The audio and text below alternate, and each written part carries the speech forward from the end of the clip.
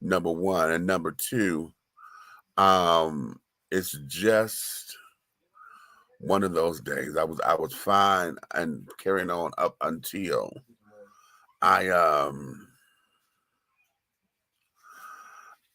I just found myself running and stuff because I just needed to. Not understand that yesterday when I did all that running, I was starting the process. So I told y'all yesterday was my cousin's 56th birthday. My cousin passed last year, January 17th.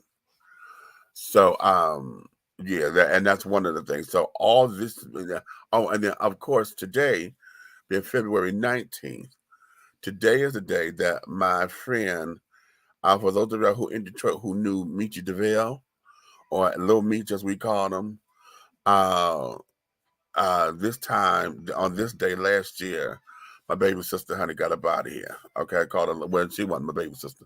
It was my little sister. Little sister got up out of here, and yeah, just it has me pondering on all that. So it's a somber mode that I'm in at the moment. However, we can always pick this back up because as long as I'm doing and doing and doing, honey, it is cute. Now listen, I have got, where my eye drops at, because that's what it is. My eyes are kind of dry and tired, and I know if I get my eye drops, that's going to be cute. It's going to give me a binocular.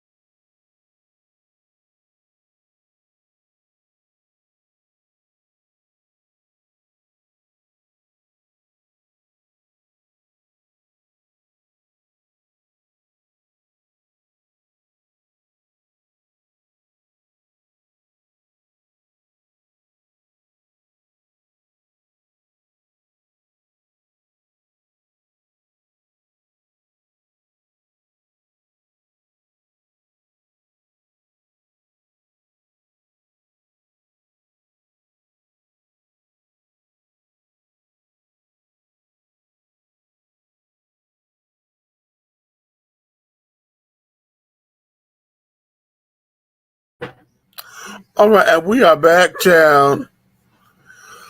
Honey, listen, the children were trying to come from a Wi-Fi, honey. This bitch up there said, "Oh no, we have no signal." I'm like, "That's a lie." Okay, a lie from the pit of hell. Okay, from the deep west side of it, honey. Now listen, I'm about to roll my face. Y'all see this little roller right here? Okay, this little marble. It's jade, right? Isn't this thing lovely? Isn't this thing lovely? Now let me tell you something. I keep it in the freezer because what it does, it helps to rejuvenate the skin and carry on, and it wakes your face up. And they say, honey, for best result, use it in dumping in some ice or some cold water. So I just keep this girl in the freezer because once you, oh, Just roll your face, honey. Oh, child, oh,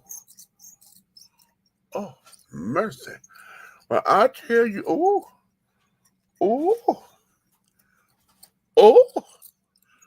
yes, God, honey.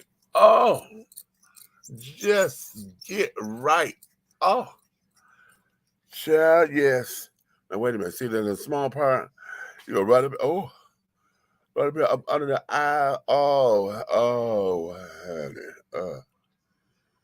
Oh, mm, mm, mm. Oh, right there. Oh, mm, mm, mm. This thing right here, I'm telling you, just get you right on together, honey. And you just roll, honey. Just roll. Woo. See, right here in this forehead, honey. Right up in here. Just get you, get you right together. Yes, it does. Mm-hmm. Mm. Whoo! That was invigorating. Now, you know I want to try something, right? I want to take and do like Joan Crawford did. Well, Faye Dunaway playing Joan Crawford in Mommy Dearest. And I want to roll my face after I had just steamed my face, and just get the water as hot as you can stand it to wash your face because your pores will be so far open. And then take this damn thing here and roll your face. Now, what she did was she took the ice and put alcohol on the ice and went and shocked her face, and the alcohol closed those pores. That's how my face was so tight. Ooh, looked like she just had an instant facelift. Child, I want to take that. In fact, what I need to do is take this and put her in some like witch hazel and keep her in the freezer, so that way when I'm rolling, child, yeah, okay.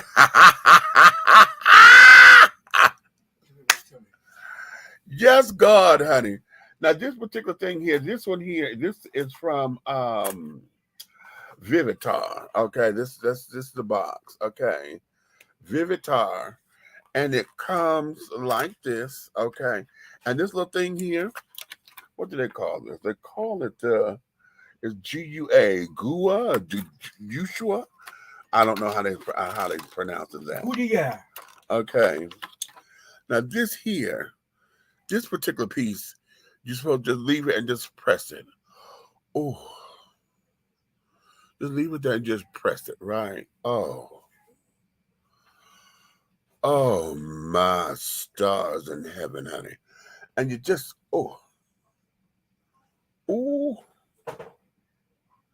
yes. Just leave it there. Oh my goodness. I'm telling y'all, honey, this thing here, it is the tea. Okay? It is the absolute tea. And I'm telling y'all what I know, honey. You just see me use it. So I keep it in the box, although I done ripped up the box at the bottom. Okay. But I keep it in the box. And so, yeah, I keep it in the freezer, child. So that way, when pick me up and just to rejuvenate your skin or whatever. Yes, baby. I'm telling you, it is the absolute go-to. Okay. Oh, and that just invigorated me, honey. I was about to get me some B12, which I still need. But it's just absolutely that way. Thank you, darling. This is just regular peach soda. I'm not supposed to have all this damn soda, but you drink it.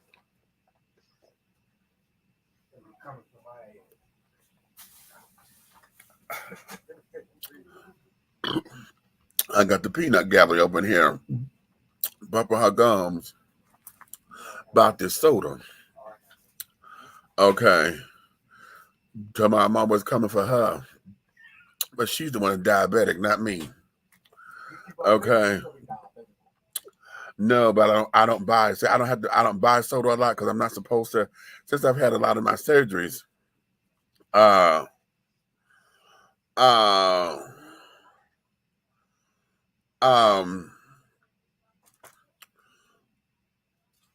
not supposed to drink soda and carry it on, right? Because of the acids. But every now and again, I will have one. And lately, I've had too much. Okay.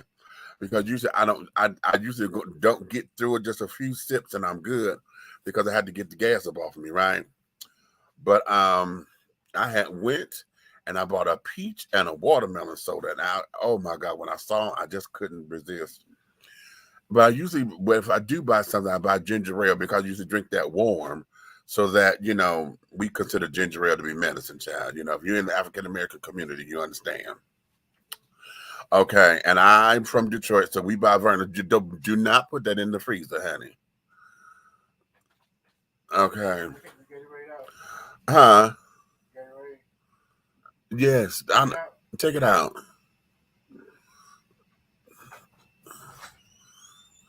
This girl believes, honey, that she loves to have everything slushy. I don't like my stuff like that. You put that in there. I did not.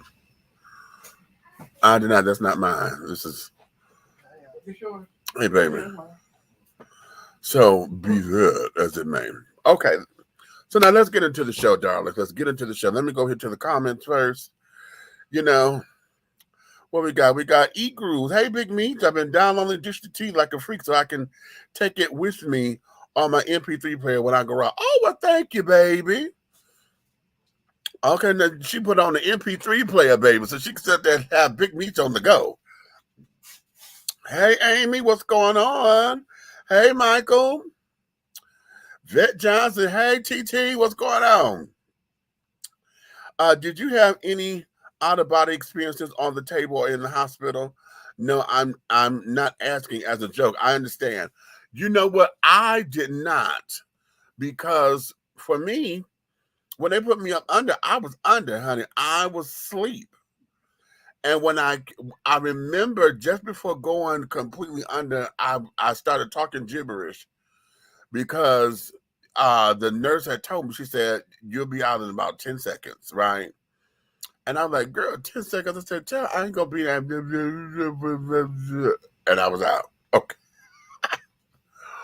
When I woke up, I had awakened to the first face that I saw clearly was my road dog. And the look in his face told me everything, right? Because he had that look like, oh my God, he's alive. Now, they had to put me on a ventilator and everything, so I couldn't talk. I was in the bed they did that on the 17th. No, I'm sorry. I went in the hospital on the 17th. I was in emergency all that day, and then they prepped me for the 18th. So I had my surgery on the 18th. So for like 3.5 days, I was, no, 2.5 days. I was on a ventilator, okay, and couldn't move and this, that, and the other. I was trying to write and couldn't write and things, because I'm conscious, but I couldn't tell everything. I didn't start having out-of-body experiences or hallucinations until they put me on that damn, what did they give me? It was morphine, but it was something else. It was it's in that family of medicines, okay? Baby, dilaudid, she said diluted. Dilaudid, whatever it was, okay? That was when I started tripping. Because I'm telling y'all, I was talking to a white man, honey. It was a doctor. And I swear the nurses would have just come in and took my vitals and this, that, and the other. But baby, all I know is when I would close my eyes, there'd be a white man standing in front of me, honey. White doctor, he had black glasses on. And we would start talking. And I'm like, where the fuck you come from? Because you wasn't just here, right? And he would just stand there and just smile and had his coat on and shit. And I'm telling y'all, honey, I was like, something ain't right. And I'm like, something ain't right. Something ain't right. Because every time I opened my eyes, he wasn't there. But when I closed them bitches, it's like he just popped up. And I said, okay, y'all know what? Whatever the fuck this is I'm on, I can't do this shit no more. Okay, I cannot do this shit no more. And I had this one dream, and I tell this dream because it was so vivid. It was so fucking vivid, but it was nasty and horrible at the same goddamn time, honey. I was on the ship, some kind of boat, okay? And being on this damn boat, all I know is it was Asian guys on the boat, right? And they were sitting up there, they were trying to dare me to have sex with this girl.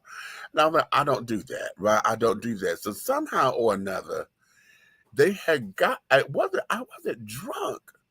It was somehow I became incapacitated. I'm lying down.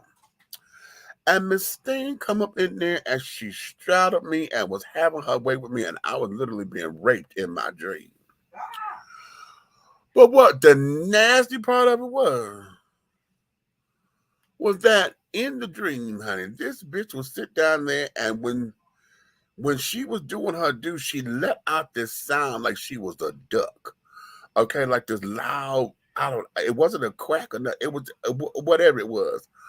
But then all of a sudden, as she was lifted up off of me, it was as if her legs and stuff had turned into like, not like a duck's beak, but it was like this, and it wasn't a duck's beak, but it was something, and it was just nasty, and it was green and yellow, whatever.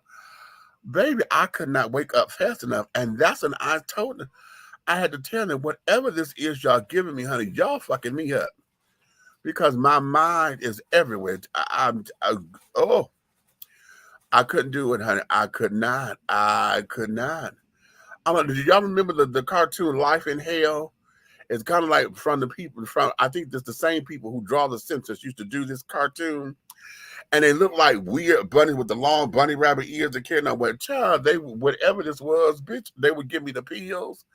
And I would be sitting in the bed, honey, having to take my medicine. And everything I was dreaming was in them kind of cartoons. It was ridiculous. It was absolutely ridiculous. I said, no, I cannot be nobody's junkie, honey. Because if this is what they experience on this shit, calling themselves trying to get high to escape the world, no thank you. Mm-mm. Mm-mm. Mm-mm. Mm-mm. Okay. No. Hey, Big Me, sexy friend, everyone. How are you doing this evening? All is wonderful, darling. Okay. All is absolutely wonderful. Wait a minute. What we got? Hey, Road. What's going on? Okay, this one y'all was asking me if I was frozen. Okay. What we got? I need to get me one. Yes. Okay, I'm telling y'all, this little face roller, baby, it is the absolute tea. I bought one a few weeks ago. I haven't used it yet, though. Michael, I'm telling you. I am telling you. That thank God you're all right, boo. Honey, yes, I'm a walking miracle. I've been looking up evidences of heaven on YouTube and found a woman who had been to heaven and back. I'm looking for more evidence of the same thing. You know what? A lot of people, you know, they what they say is heaven could be, but none of us really know it. So I can't take that her experience, and what she's seen or whatever, because we don't know. At the same time, honey, yeah. Until somebody come back and who's been there for real and come back and tell me, like those, I tell folks all the time, it's not that I don't believe in it, honey. It's just that nobody has ever came back to tell us that we were right or not.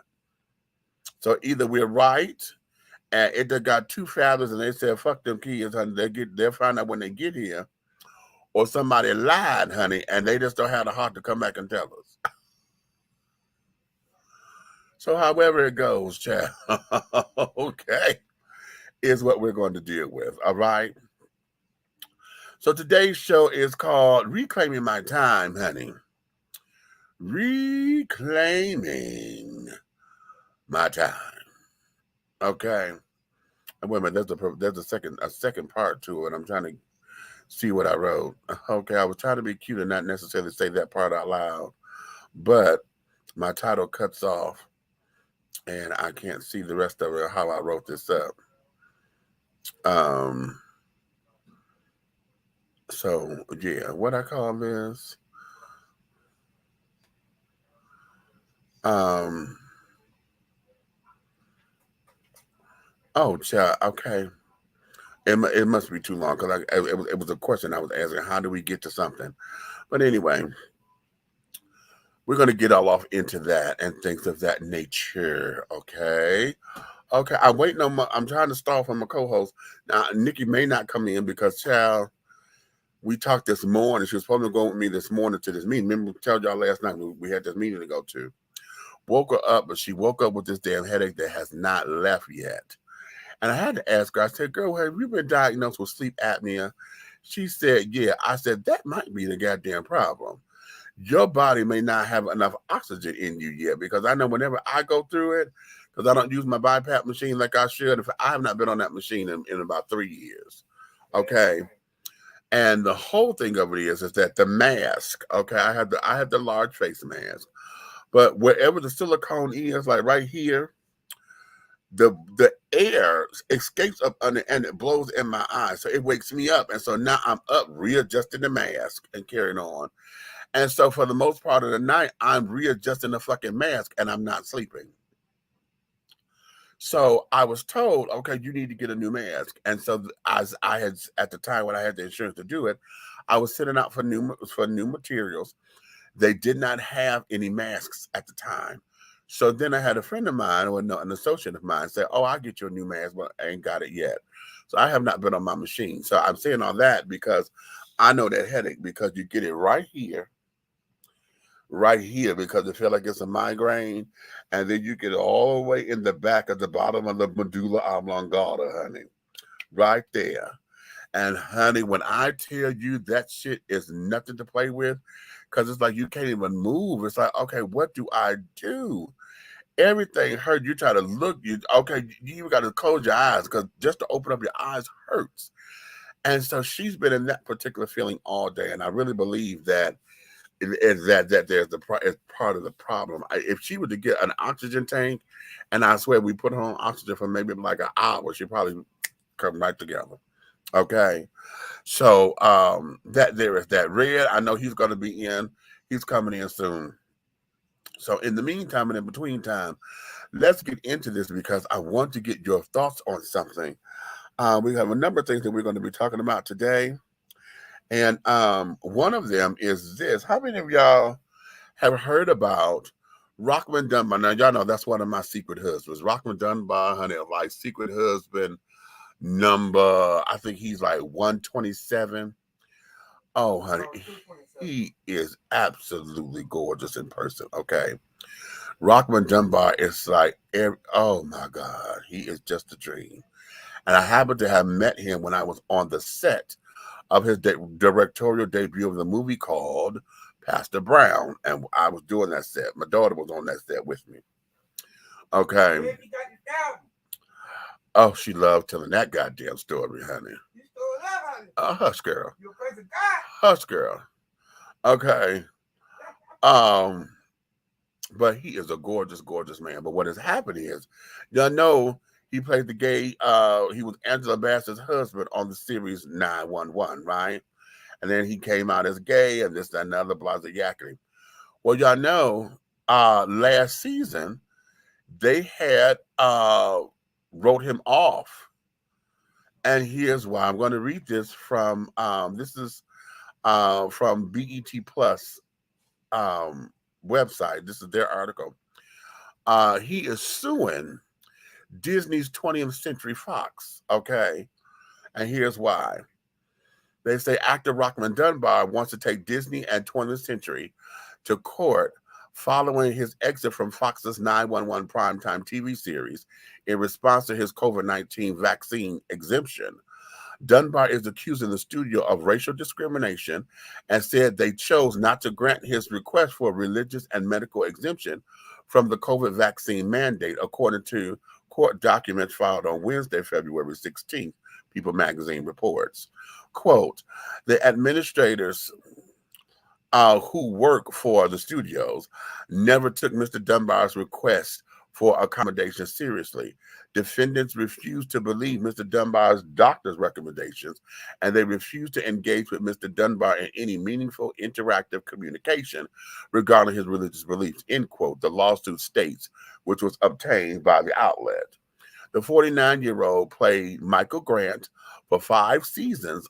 Also said that after he submitted paperwork seeking religious and medical exemption, producers of the show assured him they want his character to remain in the series. However, the character was written off the show in November 2021. Following his exit off the series, Dunbar issued a statement, quote, "I applied for religious and medical accommodations pursuant to the lawsuit and unfortunately was denied by my employer," end quote. He said at the time, according to Deadline,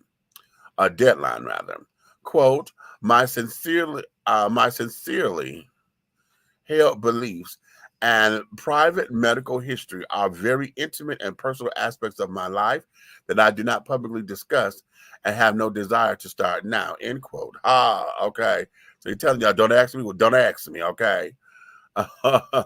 Elsewhere in the lawsuit, Dunbar acknowledges that other 911 cast and crew who could not get vaccinated were reportedly given special accommodations by the studio. But he states that, quote, none sought a religious exemption and none were Black, end quote.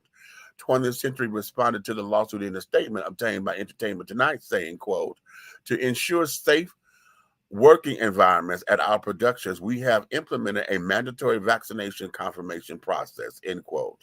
Adding, quote, while we will not comment on any one individual, each request for exemption is given a thorough review and we grant accommodations consistent with our legal obligations. There is no difference in our process or decision making based on an employer's race, end quote. Okay, so that's the end of that particular article. So what y'all guys think? Okay, do y'all think this is the studio covering their asses?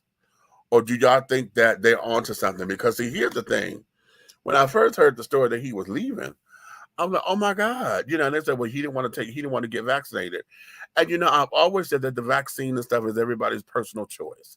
Okay. And y'all heard me say this before. I am vaccinated. I don't think I want to go get this damn booster. Okay, right now or whatever. However, I have been vaccinated, and believe it or not, I've had COVID twice, one with and one while being vaccinated. So that there, I'm like, okay, well, what's the difference? Because neither time that I have it sent me to the hospital. Every time I've had it, my experiences were like what I went through with the flu. It's the only difference. Well, this is how I knew it was COVID, was that when I coughed, my muscle would hurt. Okay, and that's what they said. That was one of the telltale signs, symptoms. So I'm like, okay. And that the last time I caught it, I had no symptoms of it at all. Okay, no symptoms at all. And it came from my coworker, because my coworker had just come back from California, not telling us that he was COVID, you know, or what he didn't know at the time. He came in, he said, I think I got a cold. And I said, okay. So we kind of kept our distance between one another, but hell, I'm asthmatic, so I'm cold prone, cold and pneumonia prone, child. So no, okay. And I'm like, all right, fine. And then he left, and then come to find out he had COVID, so he was out and couldn't come back to work until he was cleared. So then that let me having to get my stuff done. And I took the first test, and I didn't get the results back before I ended up leaving to go spend New Year's Eve with my child, honey. Remember the executive decision? Yeah, went down to Florida. And then when I came back, I was able to get the results because I took another test coming back to see what was what. And the first test I had proven to be positive. The second test was negative. So, yeah. So, bada boom, bada bing. Okay. So, yeah. It could be symptoms of her high blood pressure, too. Those headaches. Yeah, we thought about that. You know, because she hasn't been stressed or nothing. I'm like, okay, that's cute. She needs to see a doctor about that shit. Yeah, this here is true. Okay, oh my God, I love this man. I had a friend request from him a long time ago, and he accepted it at my request. Okay, right. Isn't he lovely? ROCKMOND is absolutely, yes. Oh my God. I believe it's a major cover-up, and you may be right. Okay, you may be right. It could be, it's a combination of things that could come out of this, because basically they may be just trying to put the onus on him and be like, listen, you didn't follow protocol and our protocol is this. But his point is, now he's talking to the actors because this is what we do. Okay, we talk to one another. So it's like, okay, well, what's up? Okay, and then to see the treatment, when they come to set, honey, they got transportation. So transportation come and get them and take them elsewhere, this, that, and other. How come nobody's going back to my same hotel or whatever? Well, because they in other hotels and they in other places, and had to quarantine off, because that's the other thing. You still have to quarantine. So that there is that. Okay, I'm sitting up there looking at it. I'm like, They try to put a spin on this that I don't believe is necessary. But c'est la vie. Okay, I hope he comes out on top of this, because as we all know, when we're dealing with these kinds of situations, it always gets sticky, honey. It gets sticky. It gets sticky until the candy is made. Okay, once we get the candy and they got the sweet spot, then we all right in that sweet spot is. Somebody either gonna have to pay him some money because you did wrong and become accountable for what this is. But do you think that the company is wrong? How many of y'all believe that the company is wrong? Okay. But then again, how many of you believe that the company is right? Let's go that route. How many of y'all believe that the company is right? That they're saying that, okay, this is our vaccine policy. You don't have to believe in the vaccine, but if you don't, then you can't work here. Okay, is that the stance?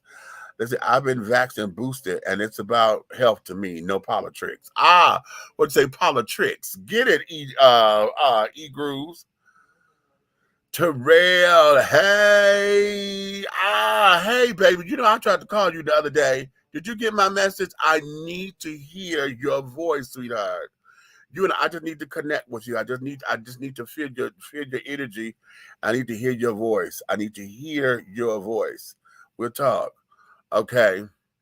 So yeah, so that there is that with ROCKMOND DUNBAR, honey. Reclaiming my time, honey, because he's like, okay, listen, give me my money. Okay. My thing is, I don't trust people. I don't want anyone's yuck, and I don't want to unknowingly transmit mine. I'd rather trust the vax than the COVID. All right, baby. I get you. I get you on that. No, I didn't. Please inbox me. Okay, I'll inbox you. Do you believe they'll replace him with another actor? I don't know, because they wrote his character. They wrote the character off, and I don't want them to replace him. I do not want them to replace him with Angela Bassett, because of their chemistry together as divorced friends, because they've always been too good together, and they're co-parenting their children. Angela. Now here's the divide that just fucks me, I think, because when what's Angela Bassett's character's name? I was just about to call her, but it just slipped my mind. When they divorced, okay, Athena and Michael, when they divorced, Athena ended up going to the damn the white man. Okay. And not that I have a problem with interracial relationships, it's just that we just seeing that a lot. There is no black on black love the way we ought to see it in numbers, and not in all of them cases of trying to be inclusive and diversify the cast. Why is it that you always got to have interracial relationships? Because yes, they exist in the world, but that's not what the world looks like. So now, and this is what the power to the people children always say, and this is their proof to it, that okay, you would take this black man away from his family to get a divorce. Now she goes to the white man, he goes to a black man. And so now you have this whole dichotomy of the gay versus the hetero thing that that the black folks are all about. Every time we got a good black man or whatever, honey, I always say Hollywood trying to destroy his image.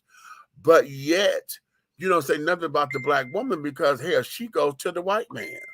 Now I think it's all lovely because they're interacting with the children. The kids knowing this, that, and the other. They've become a whole happy family as far as being able to take turns with one another.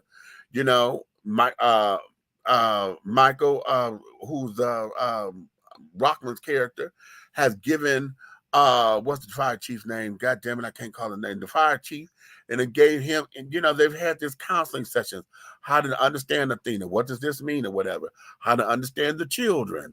They've had those kind of sessions, and now Michael's new boyfriend, he done came in. How about this? He done proposed to Michael to get married. Now they're gonna get married, but they're gonna go off into the the Peace Corps some damn where, and of course they got it to where he's finna go out the country to Australia or somewhere on the other part of the damn world, and et cetera, et cetera. So that's the dynamic that we had to deal with this particular show. So in that dynamic, and dealing with all of that in Hollywood, then you're going to add on top of it, you got a black man who says that I don't believe in the vaccine or the vaccine and everything. I don't want to take it. Okay, he's going to cite religious reasons and carry it on. And then you want to sit down there and make a farce out of it and say, okay, he shouldn't this, blah, blah, blah, blah. What do you want? Okay, what do you want? Okay, so be that as it may. Okay, what'd you say? Exactly, darling. They do have great chemistry on set together. Yes, they do, honey, all day. Okay, hey, Charles, how are you, darling? To me, there's no excuse why a black man shouldn't be with a black woman. I don't care what the excuse is. Okay, I feel you on that. It would be good to see that, because here we had a black man and a black woman, in a relationship, doing wonderfully with the kids and this, that, and the other. And then he comes out as gay. She, they get this, they divorce amicably. That there was cute. They divorced amicably. It was hurtful. That was an emotional thing. It was hurtful, but they had agreed to do it. Right. Then, they get all together and carried on again and blah, blah, blah, blah, blah.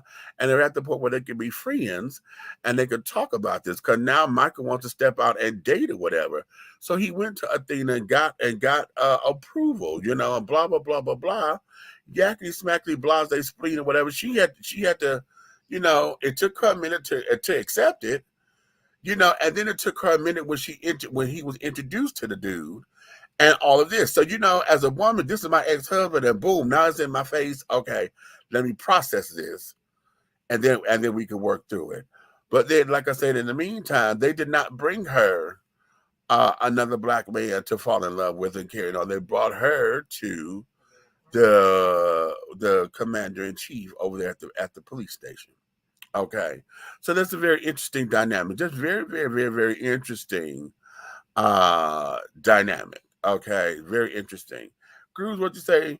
I'm cool with interracial relationships too, because it's about two people's soul and not their color. Right.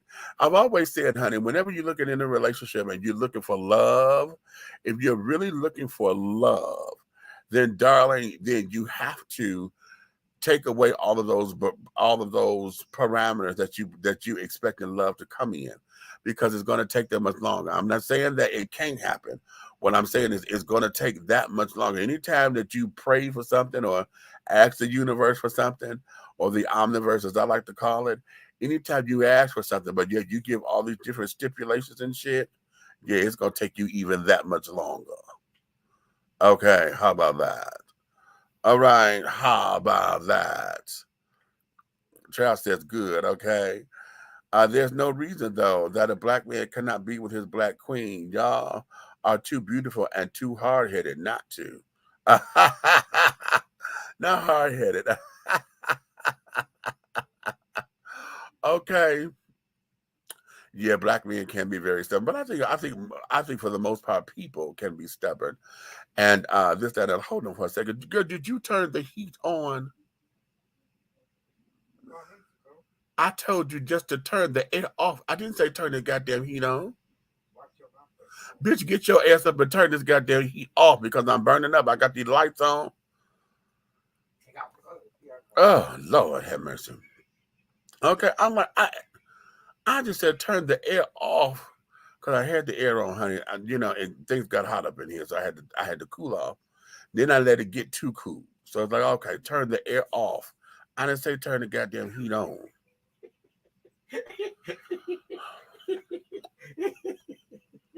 Okay. Lord have mercy. Okay.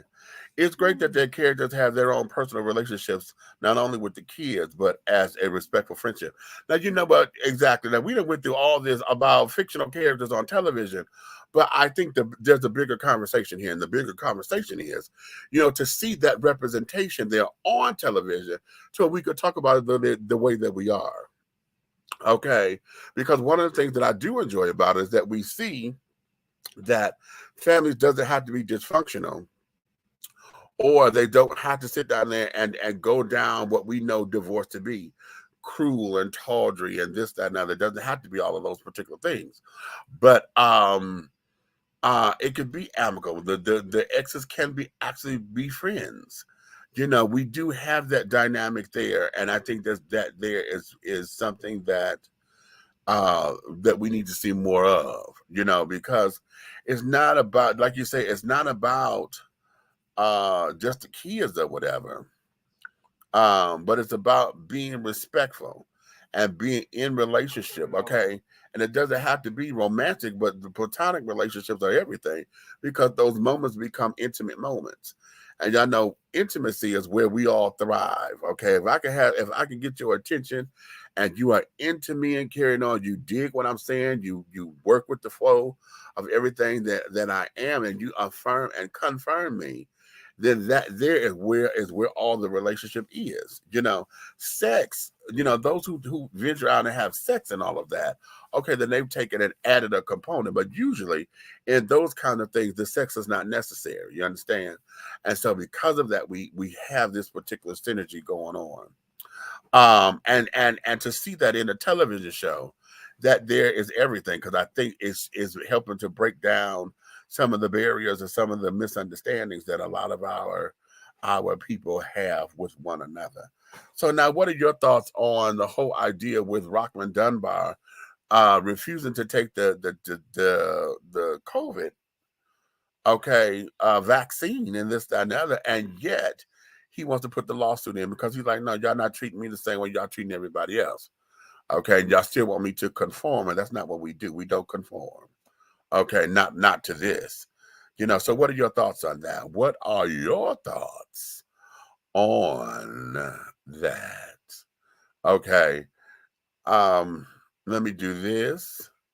No, I'm gonna play these commercials. I'm gonna listen to me, honey. Okay.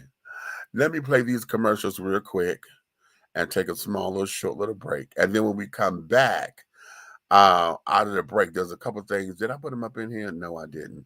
There's a couple things I want to go over with you for something that's coming down the line and carrying on. But let's see what this is. All right, stand by, children. Stand by. In a world full of chaos and confusion, you need a protection team that will satisfy your desire to feel safe and secure. And we have the solution. Kingdom Elite Security.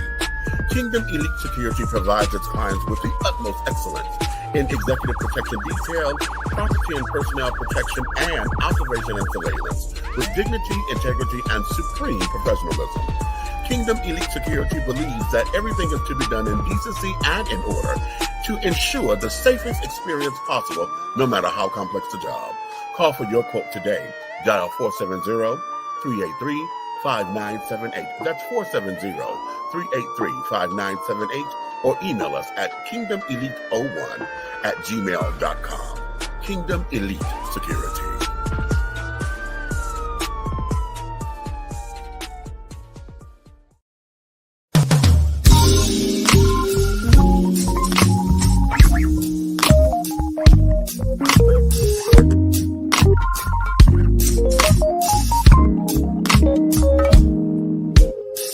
When I'm walking down the street, people are looking at me. What they see is a masterpiece created by the King. I am different by design, and I am fearfully and wonderfully made. I may not look like you and you me, but that's the way it's supposed to be. Dare to be you, dare to be me, and dare to be different and unique.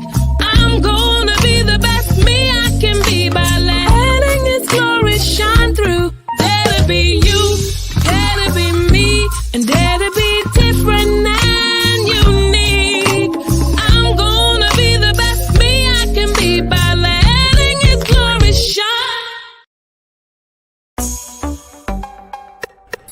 Hey, you want to be a part of God's plan?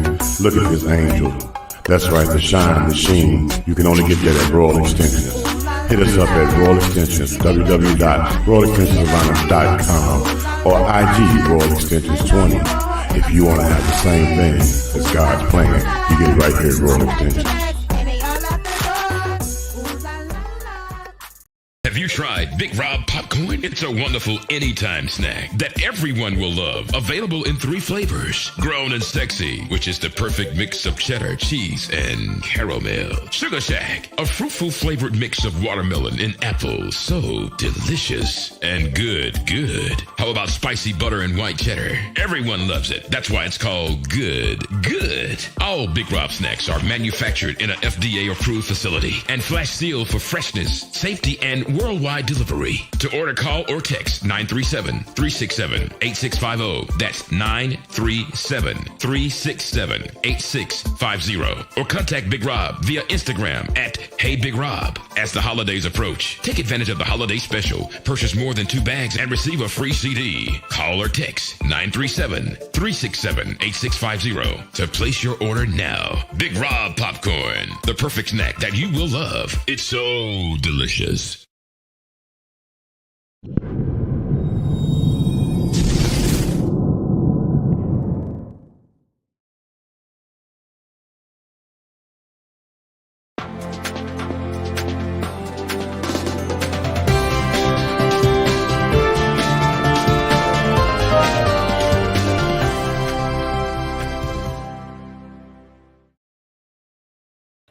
All right, and we are back. If you're just tuning in, honey, you're dishing tea with Big Meat, and we're going to bring in our other co-host right now. This is the big guy ally, honey, Big Red. What's going on? Hey, holla if you hear me. Okay. Yeah. What's happening? What's happening in America? What's happening? Anglo-Saxons, Afro-Americans, LGBT, niggas in the hood, Rays, and Daniquas and Shanika Laquans. What's happening to you Russians that's listening in, and happening to your Chinese people that want your land that you done purchased? All right, what's going on? Okay, well, get it all in, honey. Get it all in. All right. That's what she said. Go ahead. I'm not with you. Oh, okay. You're not with me. We are not the same. And there is a God. Okay. Hallelujah. And I'm going to do him too. Okay. Hey. Okay. When you get done, you have a bean pie. Go ahead. I don't know about bean pies, honey. Okay. However, okay. What's in forever? Well, okay. Hey. How are you today, Demetrius? Oh, it's moving and grooving in the way that it should. I heard it's been a fantabulous day for you. It has been, yeah, we've been running and carrying on, and then oh Lord, spiritual moment. You're running for your life. Just running for your life. If anybody asks you what's the matter with me, tell them I'm sanctified, Holy Ghost filled. Hey, yeah, water baptized. I got Jesus on my mind, and I'm running for my life. All right, that's our spiritual moment for the. Okay, listen. Back to you. Right. Okay, and back to you. But we just got through talking about ROCKMOND DUNBAR just before you came in, and him suing Disney and 20th Century Fox. Yeah, I was reading that. Matter of fact, I scanned it when I first received it, and then I thoroughly read it maybe 3-4 minutes ago. And I'm kind of cheering him on because I have an attitude with Disney right now. Okay. I felt robbed and raped after I stepped on the other side of the gate after I gained entry. Like, it's one thing to pay for services or pay to go somewhere and you feel good about what you've done. Right. It's another thing to stand over there and be like, is your butt sore? Like, okay. Okay. Okay, well, cutesy. JoJo, what's up, man? Okay, let's get into this particular story because, well, it's a question that I'm posing. As I had to write down a list of my accomplishments for they're going to award me a proclamation from the city of College Park. And so fantabulous. Okay.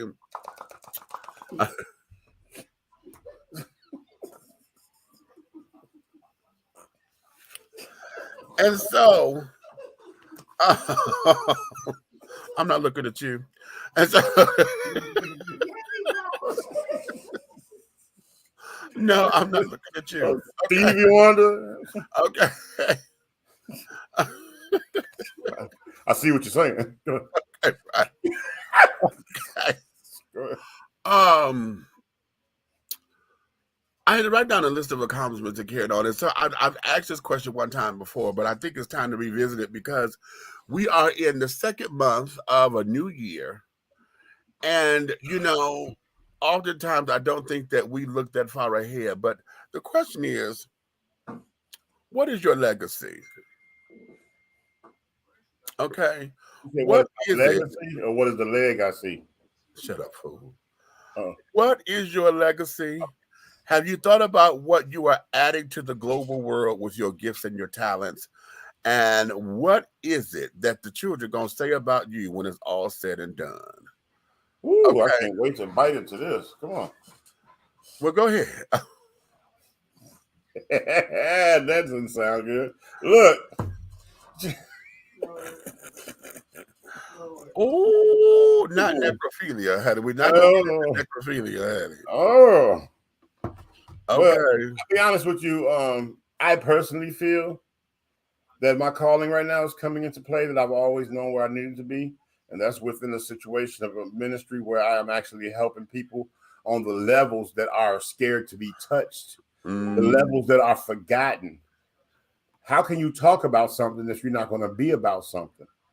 You frown down on the young folks and the disenfranchised people, but how about you step out in the mud that they're walking on and see what the story is they have, and maybe you can do something from your end to develop them. How about that? I'm a solo you. Go ahead. Take it. Sometimes you can actually walk up to a person that you would frown at that's homeless or somebody out there that's gangbanging, and all it would take is 1 5-minute session of conversation for them to gain understanding on something that led them to where they at that moment. Exactly. You can change lives. And I'm going to explain this, and I'm going to break it down, and whoever don't get it, catch it to the next vessel. Because this vessel right here, God is telling me to tell y'all, everybody on here, we are all vessels of things that he wants done, movements that he wants changed, things that he wants to doggone shine light on this piece of dirt that he built. Well, okay, don't go out here looking for trouble. Go out here delivering the message that is given to you to give to other people, because everything that we do and everything that you are is built for somebody else to recognize and make change within themselves. And if we can create a domino effect from every level of life and every walk of life, we could change this world. We could get rid of racism. We can get rid of a lot of things. Poverty would be no more because you don't mind sharing a sandwich with your brother. See, sometimes we got a bad habit of not liking what we ordered in a restaurant, and we got the audacity to get up and rake it in the trash.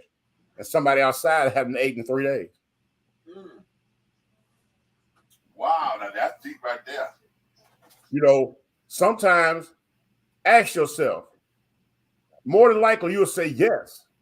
I would buy a burger, or I'll buy a pizza, or I would make a sandwich or make a meal and give it to a homeless person. But would you sit down and break bread with them? Well,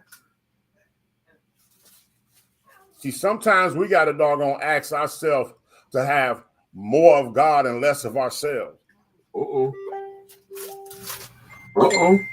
It is he who pours into us, and for us to pour back into the world that he so created. So you all better wake up right now, because if y'all hadn't recognized, it's morning time, people. Well. So I'm going to tell you, If you can't do nothing else, do something for somebody else every day. It's a blessing to be a blessing. I've spoken. And that's the legacy that I'm going to leave. Well, how about that? Okay. Okay. Okay, pass the collection plate.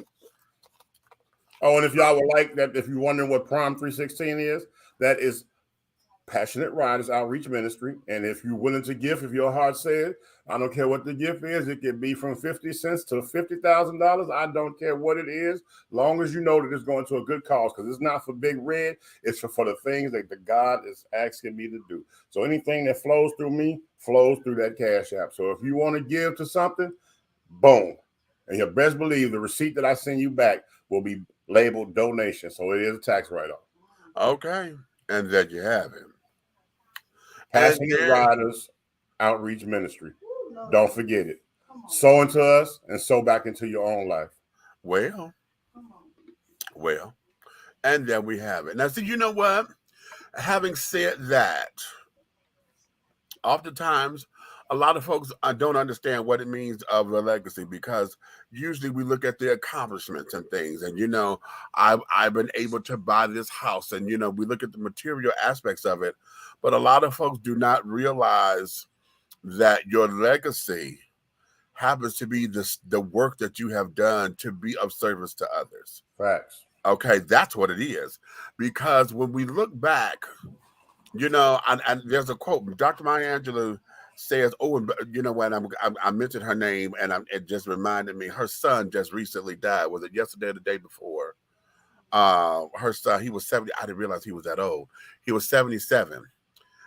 He just died. That hurt me. And I didn't get a chance to meet him, but yeah. He wanted to be with his mother. Huh? He wanted to be with his mother. I said the same thing. They have been so close for so long. I had said the exact woman's same thing.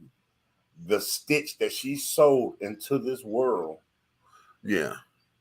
How could you not want to be anywhere else? Right. I said the same thing. But what she says is she told this to Oprah, that, what is your legacy? Your legacy is this. Your legacy is the people that you touch. Your legacy is not what how folks what's the quote? Folks are not going to remember what you said, and they're going to remember how you make them feel. Okay. How you made them feel. Okay, did you touch someone?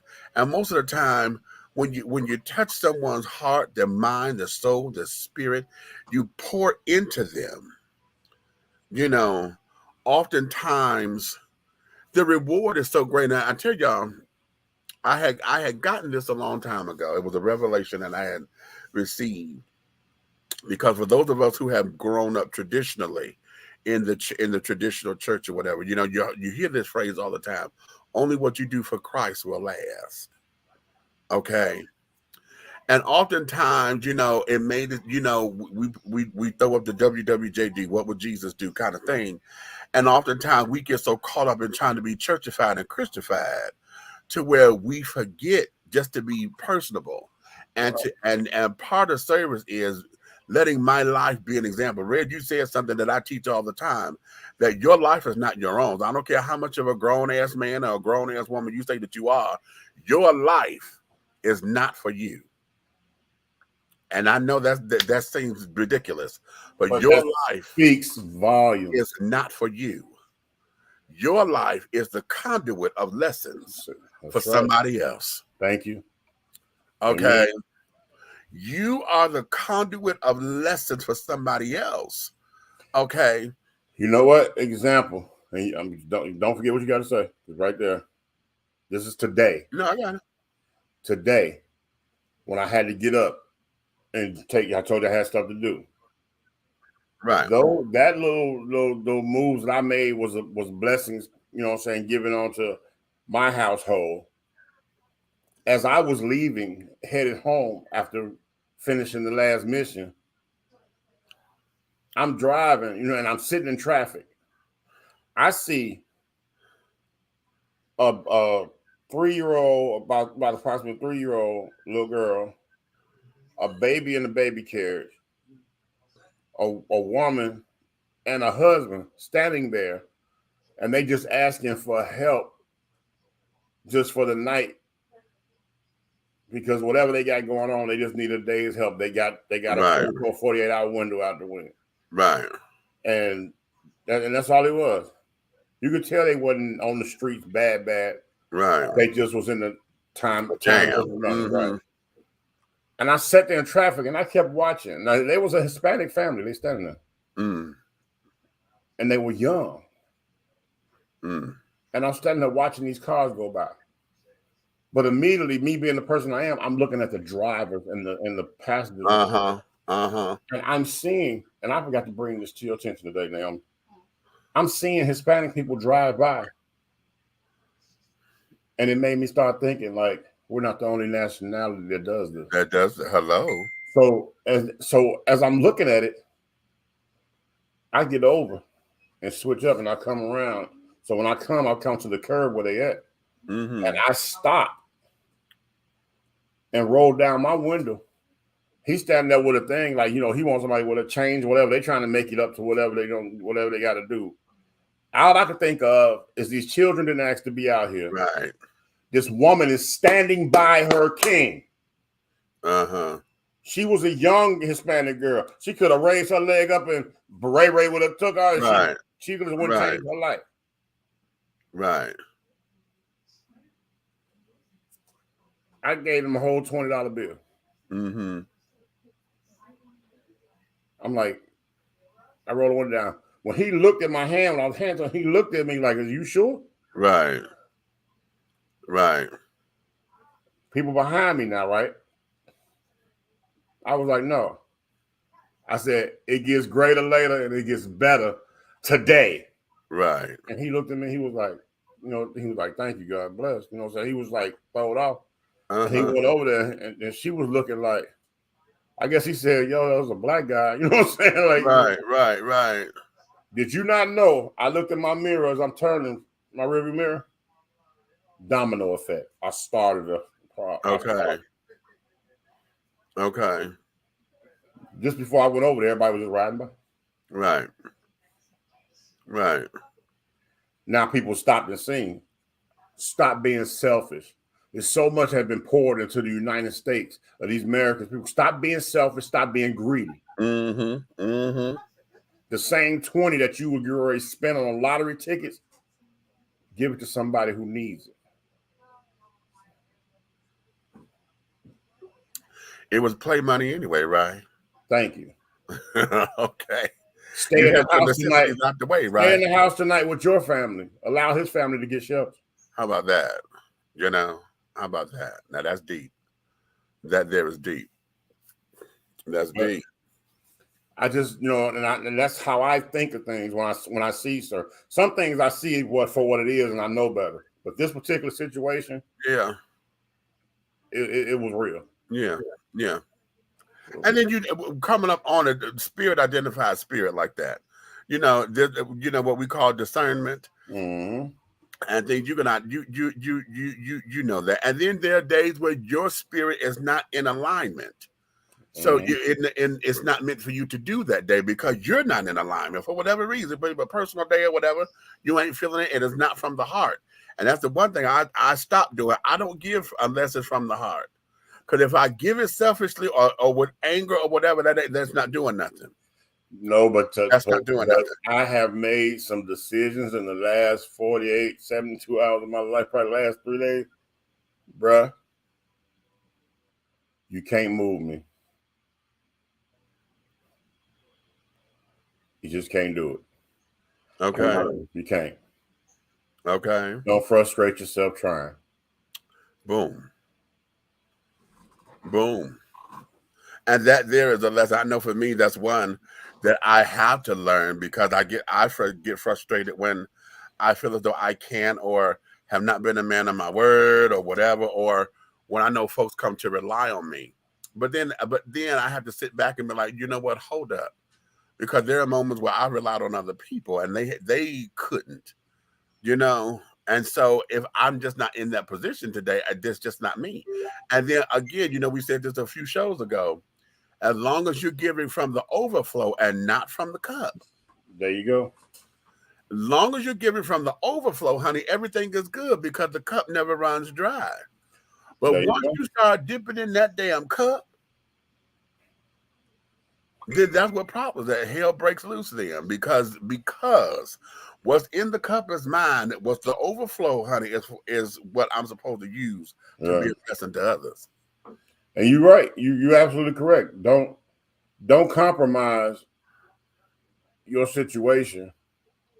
You know what I'm saying? When you know it's a compromise. You know what I'm saying? When you know it's a compromise. But a lot of times too, I've been in alignment, and I've helped others with my last, using my faith to know that God was going to make a way. I went to faith. I went to zero like a hero on faith, and when it was time for what I gave away that I needed it came from somewhere else. Ain't that's truth. That there is truth. That there is truth. So your legacy, darlings. What is it that the folks are going to say about you when it's all said and done? What would they know you for? What is your legacy going to be? Or what? No, not going to be. What is it? If you look at your life right now, what is your legacy? How many people have you touched? How many people have you engaged with? How many people have you put, been a light to and have been illumination to where they could get on the right road and get themselves together and to be their very best and to this, that, and other. Because I'm going to tell you something. One of the greatest rewards of all of that is that you cannot, that feeling of knowing you did the right thing with helping somebody out, that feeling, it's addictive. Okay, because it's nothing, there's no drug, there's no alcohol, there's no amount of sex, there's no amount of food, there is nothing. But it's crazy that people are motivated by things that are there. Okay, to me, I'm gonna tell you, you know how they say tangible things? Yeah. Okay, to me, you would say tangible is somebody giving you a gold coin. It's tangible. You can pick it up and touch it right there. Well, I don't look at it like this. I look at my life like the tangibility is not what my fingertips can touch, but it's what my heart has felt. So it doesn't touch me. Right. You feel me? To me, that's what's tangible. Good. You know what I'm saying? That's good, yeah. I'm not gonna leave. What I tell you all the time, I'm not gonna walk in the life of these other folks. I'm gonna walk in reverse. So everything that you thought you saw, I saw it twice. Okay. I figured that one out. Right. Okay. Right. You know what I'm saying? Right. So and I do this right here, and that puts me in a position to have the mindset and the doggone stamina. I don't give up. I don't lose. It's either around you, under you, over you, or through you. But either way it go, the finish line is the doggone destination. Exactly. And that's it. I don't give up. You look at me like, dude, what is this dude? We're not. I thought I left him over there with an F, and he just graduated cum laude. What do you know what I'm saying? Like, what are you doing? Right. Yeah. Okay. I'm not doing it. She said, whenever I can pass information on to whoever I can love, whoever I can help to make see beyond their eyes, that's whose mind it's for. Come on now. Right. Come on now. That's dope. What's up, fam? What's up, DJ? GK? Okay. He said, good evening, all. Hey, Buck. What's happening? EB. Okay. Good evening and shout out to one another. My legacy is for others to judge. Come on now. Because they will. But as others are judging it, what are you doing intentionally to leave behind? Because right now, the way how our world is set up, everything now is all about let me get mine, and fuck you. And this is why, when I tell y'all, every time we end the show, that everything that we're doing over here will move forward, any way, shape, style, form, or fashion. And that's because you know, everybody see us and we have platforms or whatever. Everybody looking for the coin. Everybody looking for, I mean, hell, you hear us talking about these damn algorithms because we're trying to get the numbers up, and that because they're supposed to mean something, you know, to the outside world. Oh, you got 1 million followers, and because you got so many followers, everybody banking on you to bring your followers over here for your traffic and this, that, and other. And that there was marketing. But now you see me as a product. You don't see me as a person. You see me as a product. Okay. And now I had to build those 1 million followers or whatever on what it is that I'm giving. It's my brand, you know. But at the same time, in building your numbers, it could be as slow as a snail, honey. But I want folks who come over here to this particular platform because they want to. Okay. Yeah. And they're being led to, because the information that we have over here, yes, we may talk about current affairs or whatever. You may hear different perspectives, but what you're going to get over here is fairness. You're not going to get a lot of that maliciousness and carrying on that you hear in most podcasters and things of that nature. And then over here, there's something here for everyone. So my audience, okay, they're coming and they're here. Those of y'all who are here on a consistent basis, you understand why, because what we have to offer over here is completely different than other people, and even how their setup are. You know, many of us are using the same platform, the streamlined platform. Yeah? As you can see, many of us are now using this and that and other, and that's fine. That's cool. That's lovely. You know, but at the same time, you know, what we have is just that. It's different.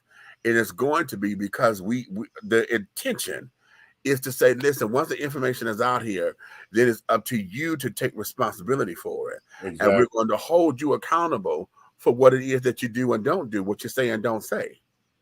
But see, my thing is this. When I think about just in the same avenue and the same, should I say, piggyback on what you're saying, when I think about it, I think of it like this. I'd rather people consider me or us as a team, Free the Hard Way. We're rich on personality. You know what I'm saying? Right. We're rich on presentation. You know what I'm saying? We're rich on giving you what you should be given in the raw and not filtered down. Right. Now I'm cool with being rich like that. Right. Because one thing you can't take from me is me being wealthy on spirituality. Right. So, and I'll be wealthy over there. Right. And happy with it. I don't care about that. You trying to doggone use me for followers and all that mess right there, because guess what? What you're trying to use is a creative character that you doggone think is cute and blah, blah, blah, blah, blah. You're missing the whole picture. Right. And then missing the whole picture is not going to work out for you. Because one thing over here, everybody over here is the real McCoy. Okay, now. So everything you talk about, we be about. Okay. Okay, what you say, JoJo? My continually legacy is to give back by any means necessary, without regrets, rather, and by the hearts for others. Okay, come on now. Say Nighthawk Network, our voices, our people. Hashtag legacy in progress. Come on now. Yes, all of our platforms are going to continue to grow along with our skill sets and our ability to reach greater audiences on multiple platforms. Exactly. What's a hashtag the village? Okay, we'll be the village people. We would definitely be the village people, darling. I guess I'll be the new character, the clergy. Guess I'll be the new character, the clergy. Okay. Okay, right. Oh, goodness. Now, here, let's do this. Let me take a break. I'm going to take another little break because the band got to pee. No, not the Tinky Winky. But when we come back, we're going to get into the topic, and I think this is going to be the headline of the night. Okay, well, I'm going to tell you like a good couple did on vacation. Start without me. I'm going to go up here and change situations. I'm going to be on another computer. Okay. All right. You stupid. Okay. Commercial break, baby. Yeah, we'll be right back.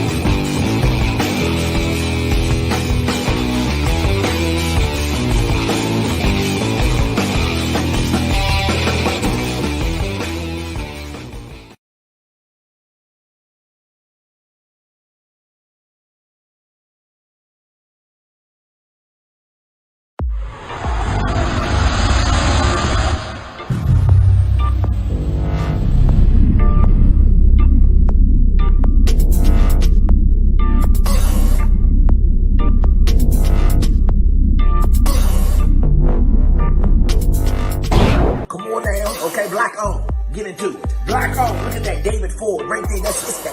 Black on. He don't know Tom.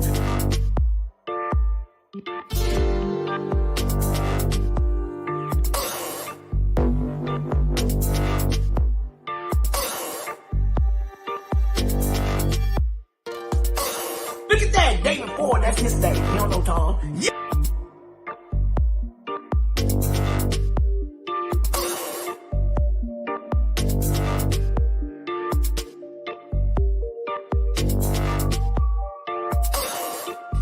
Oh, here we go. Oh, I can't see the demons. I can't see the demons, but I can see the light. We are creating black luxury across this country.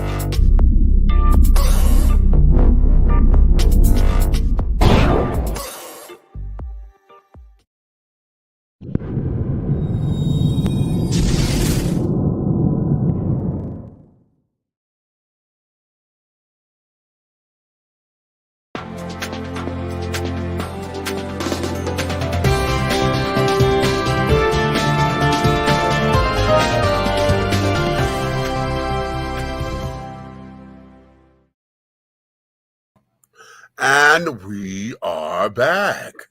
Okay, as you see, Red has got to transfer. He's going up to his other computer and things of that nature. And we're going to get into something that I want us to have an intimate discussion about, because yesterday we were talking about masculinity, right? And we were all into it and trying to understand why this happens to be, you know, the way of the world when it comes down to a man and the yakety yakety.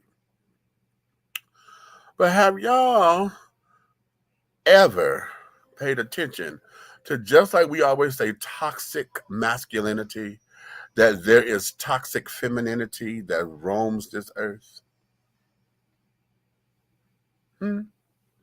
Now, what is toxic femininity? Now, that there has become the $25,000 question for all the cash in the prizes, because no one seems to really have a vested interest or a definition. Okay. However, the world wants to believe that there's no such thing as toxic femininity. Okay, and I beg to differ. Okay, but according to this is from, oh no, I don't want to use the Wikipedia reference. However, I'm going to use this. I believe this is Wikipedia. And it says toxic femininity is when one works to the benefit of others, but but to the detriment of themselves. I'm gonna say that again. Toxic femininity is when one works to the benefit of others, but to the detriment of themselves. It can appear as forms of depression, exhaustion, and wildly illogical solutions to complex problems. Okay, by the benefit of others, quote unquote, writers nearly always mean to the benefit of other men or to the benefit of men. Okay, so having said that, okay, what is it? Okay, what is it? What is it? What is it? I had this article from Psychology Today that seems to believe that there are some traits. Here's some possible traits of toxic femininity. A woman who can't let herself eat anything but a salad while on a date. Every sweater in a woman's closet is thinner and frailer than any in a man's possession. When a parent insists on piercing the ears of moments old baby girl to ensure she looks ornamented and sufficiently quote unquote pretty. Having a lengthy and complicated nightly facial care routine is essential. If buying a gift for a woman, they reach for something soft and sweet and non-threatening.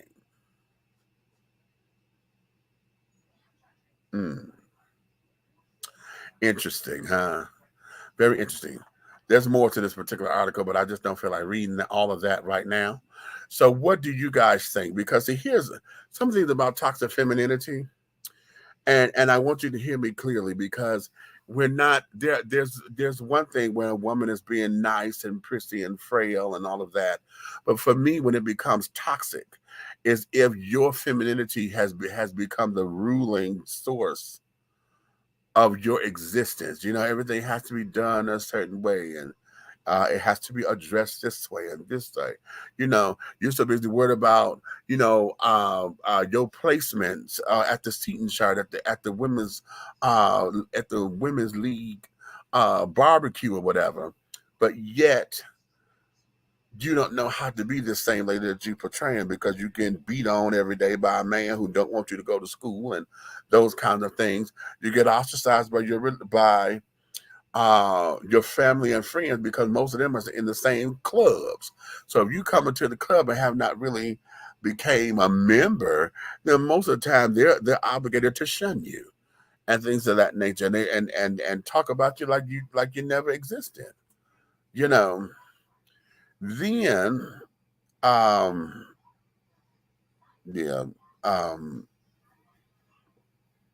I just had a brain fart, and carrying on. Just had a brain fart, and I had it back, and I was shit. Anywho, okay, let me go to the comments because I just told all that to hell. Okay, if I could teach people one thing, it looks like boxes. Inside the box could be a sack of shit or a big diamond. Look inside the box to see what it is. Okay, what you say? Look first before you leap. Okay. It's the superwoman shit of I can act like a man and be as controlling as I want to, and it's fucking us up. Interesting. Women have this attitude of if I can raise my kids on my own, no, you don't need to. You don't need. No, you don't need. You need your man to make kids to need to raise them. Okay, right. No, you don't need you. Okay. So here's the thing. Toxic femininity, is in the guise of you so wanting to be so prissy to where you forget how to live. You forget how to be who you are. It's one thing to understand and be proud to be female and bask in all of that. But when you start basking a little too much and you allow for a man to continuously to beat on you, because you won't fight back or don't know how to save yourself. When you have allowed for society to just tell you that you're supposed to be in this box. You know, I don't like dumb blonde jokes. I mean, yes, a lot of them are funny, but you call them dumb blonde jokes. Okay? Why do we have to be so hung up on making sure that you know, this particular moniker sticks? It makes no sense. And then the treatment of these particular folks, okay, they so docile and so lightweight to where, hell, if somebody raises their voice at them, you know, they wouldn't know how to handle themselves. Okay, apparently. And this is all based on what superstitions and a lot of soul searching and things that has come out of this. And then when you kind of look at other people, you don't have the answers because this is not something that is talked about on any kind of consistent basis. And so the question is, how do we move forward beyond that? How do we get ourselves into alignment to where we're able to move forward with situations? Okay, somebody say something. Somebody say something. And I did not want to take another. I'm sitting there, I'm sweating, y'all. So I'm trying to, you know, not be distant from the camera for long periods of time because I had to keep getting water and carrying on, and then the water is flushing me. Okay, Jojo, what you saying? I believe that toxic femininity and masculinity are more materialistic, selfishness, and arrogance of their ignorance to others, but themselves more. Okay. I can handle that. Some jobs were made for a woman, some for a man. We women are beautiful and all, but some things we're not built for, and more women want to act like whoop-ass masculine. Okay. Wow. Wowie, wow. Okay, wowie, wow. That's deep. That there is a deep. Wait a minute, I've got shit. Okay, hold on. I was hoping Red was going to be back. Let me do this. I've got to go take care of this, child. The queen is calling. So let me do this. I'm going to play. If you're not familiar with my song, we're going to do this. Let's do this because I've got to go. Okay. Take a hold of this.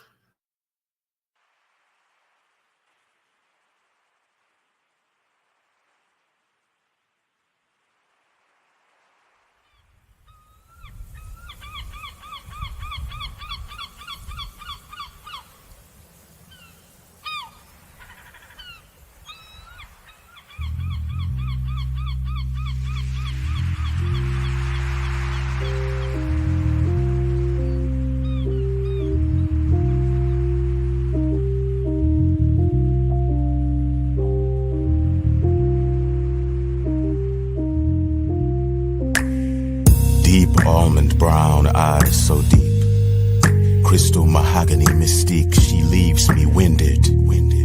With one word I am taken in. Her beauty inhales me. She breathes me out, and I am alive again. I swim in her love. She moves for me. She pleasures herself with my love.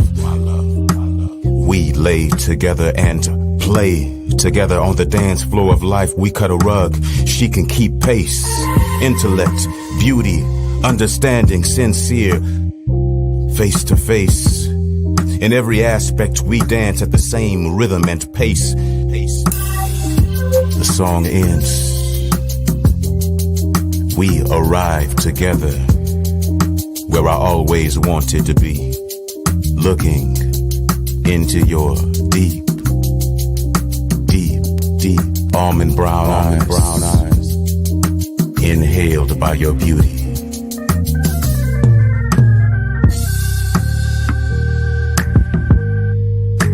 Love is love.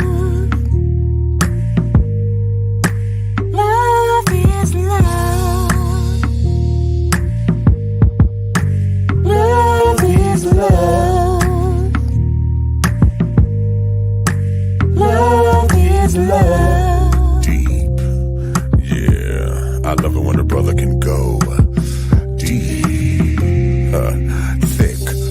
jockey, footballer, blue-collar steak daddy. I am mesmerized by his eyes, his thighs, his mind and her like mind, we are intertwined. His massive arms, his sincere charms, his robust gluteus maximus. He excites me, he ignites me. We take each other to a place where Xanadu and Nirvana connect and constantly stand erect. When our love explodes, we are the reason why the Milky Way exists and our love and passion persists. He tantalizes me. He titillates me to want to taste the rainbow. Love is love. Love is love. Deep on the brown eye. Love is love. On the brown eye. Love is love. Deep on the brown eye. Love is love. On the brown eye.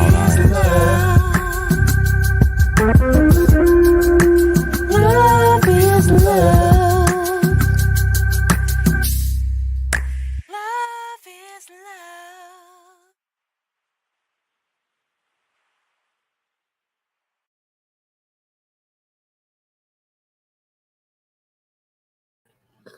All right.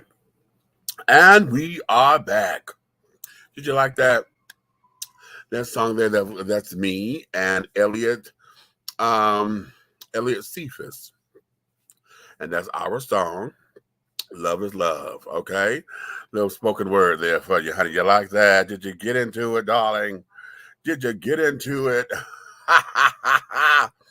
Yeah. But okay, I had to take care of this and carry on, honey.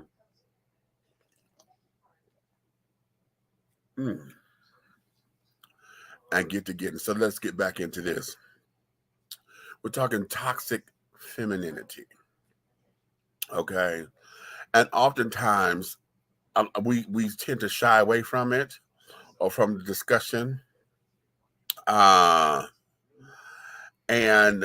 we don't want to believe that it's real. Do you know a lot of folks think that toxic femininity is not a real thing?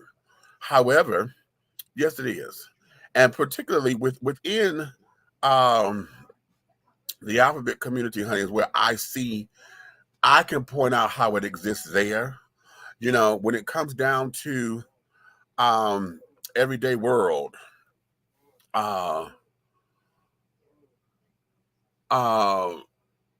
dealing with women and how we always say that those who over accentuate and carry it on, you know, they're so womanly to where they don't know how to take care of themselves. Okay, the damsel in distress goes beyond what it ought to where you have no sense of being able to take care of yourself. Okay, no sense, and then believe that that's supposed to be the rule of thumb.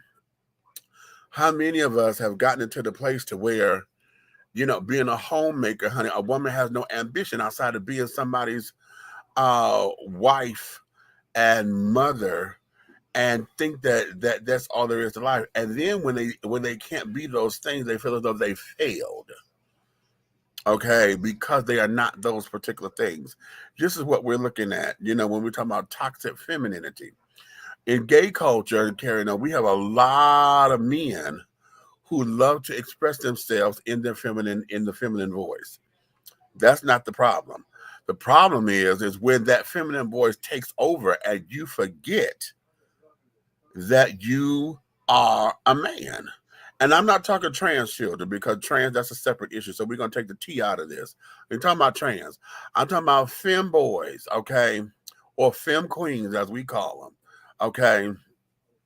To where most of the time, honey, you don't know that's a boy, because they're so busy wanting to live in their feminine, okay? To the point it becomes detrimental. I have seen gay folks, honey, who have refused to fight back because they figure they so fishy and they so this and so that, to where that's what the boy's supposed to do, honey. I'm not supposed to hit my husband back, you know, and this, that, and the other, because he's the one, honey. He's the leader of the family, and he's supposed to, you know, if I'm out of line, he's supposed to. See, we've romanticized that. And I think that's what part of that toxic femininity does. It romanticizes a lot of shit that could be negative behavior and et cetera, okay? And this is where we in the community, honey, get it all backwards, because we celebrate that kind of thing. As a matter of fact, that there is what our hetero counterparts look for when they think sissy, when they think, oh, that's gay. They look for that toxic feminine or the overtly feminine guy, because that there becomes the poison. You're so busy in your feminine to where you forget your masculine. Okay, and I've been guilty of that, you know, and I've had to learn that, no, I am all of this. Okay, and it could be there in a delicate blend, but that's not what at one point in my life I was projecting and trying to put out there into the world, and this, that, and the other, because it was a political statement. It was a rite of passage of some sort. You know what I'm saying? So oftentimes, if Haji was in here, Haji says it best, because he says that, you know, a lot of gay men end up becoming single mothers, because they end up taking on the attributes of what they've seen a single mother does. And so that we get to coin the colloquialisms and carrying on that single women do.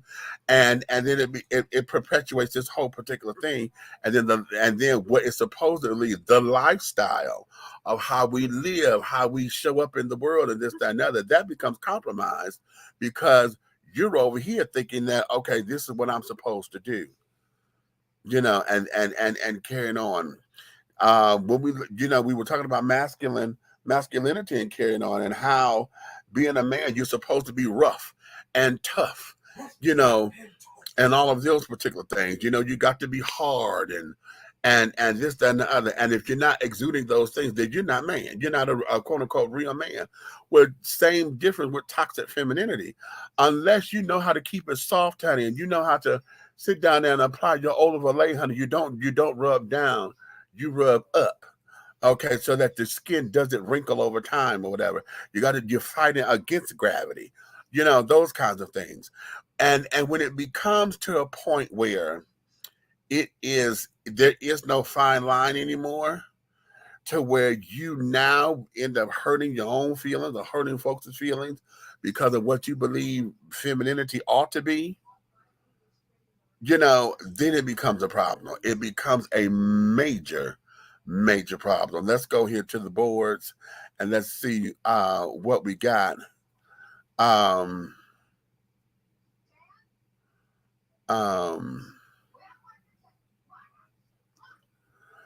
Some jobs are made for a woman, some for a man. We women are beautiful and all that, but some things we are not built for, and some women want to act like whoop-ass masculine. Okay. That deserves to be read again. I believe that toxic femininity and masculinity are more materialistic, selfishness, and arrogance of their arrogance to put others but themselves more. Okay. When you said the term, I immediately compared it to toxic masculinity. With that said, I figured toxic femininity to mean a female using her feminine wiles, as they called it, and her gender identification to manipulate, intimidate, and or mold those around her, but to an actually counterproductive level to society overall. Okay, interesting. Okay, I like that. What song is that, and what album is it on, honey? That song is called Love is Love. It's not on the album yet because we haven't released an album. That one there was me, honey. Me and my schoolmate, his name is Elliot Cephas, and he created the track. I created the concept and lyrics and carrying on. We create our own lyrics. So that there is that, even though it's a spoken word. Okay. I love this song. Great job, darling. Well, thank you, sweetie. Thank you, thank you, thank you. Okay, we appreciate that. Okay, tell the children, honey. Tell everybody. Okay. Let's see, how about this? I don't need a man. And this I don't need a man shit. Look at what's going down with look at what that's doing to the culture. Not always need a man, but a lot really need a man. I keep the prison it'll keep the prison population down. Interesting theory. Interesting theory. But see, here's the thing. That prison population, honey, needs to be reevaluated anyway, because we got a lot of folks in there, honey, who got charges that were trumped up and things, and you know those I'm a prove a point with this one kind of shit, and it's not necessarily working. Okay, it just ain't working, honey. It just ain't working. Okay, it's not working. And see here, when we talk about toxic femininity, because the world loves things soft and love things to be docile so they can figure that, oh, I can control it better, I can run it better, you know, and things of that nature. It has become a struggle with women trying to speak up for themselves on the job and this, that, and other, because it's what? Just the audacity of it all. Okay, the audacity of it all to say that I'm not trained and I'm not qualified, and what the hell we had to go through to get this training, and you know, it becomes amazing. It really just becomes amazing, honey. Oh, okay. I'm trying to make sure I got everybody's comments. Okay. Yeah. All right, let me do this because my eyes are trying to play tricks on me. I just had to eat something, so I will make sure I'm okay.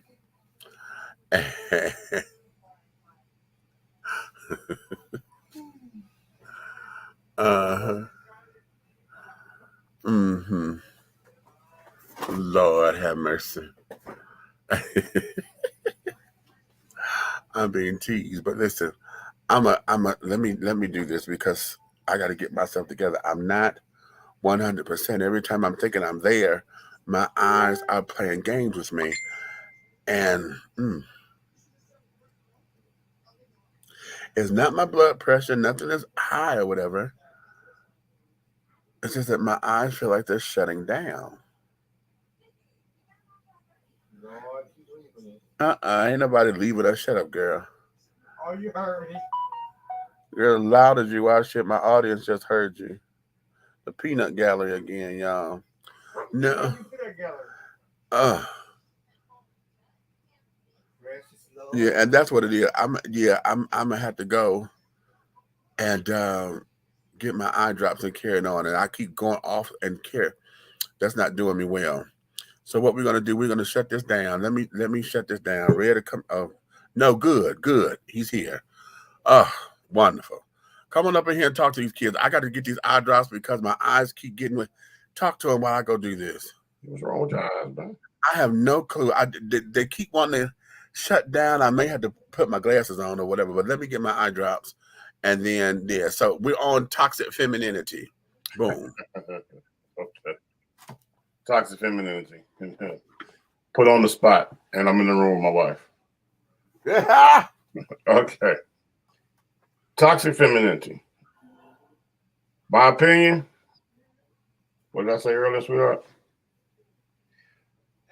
A toxic femininity trait to me is a woman of any nationality that's comfortable being number two.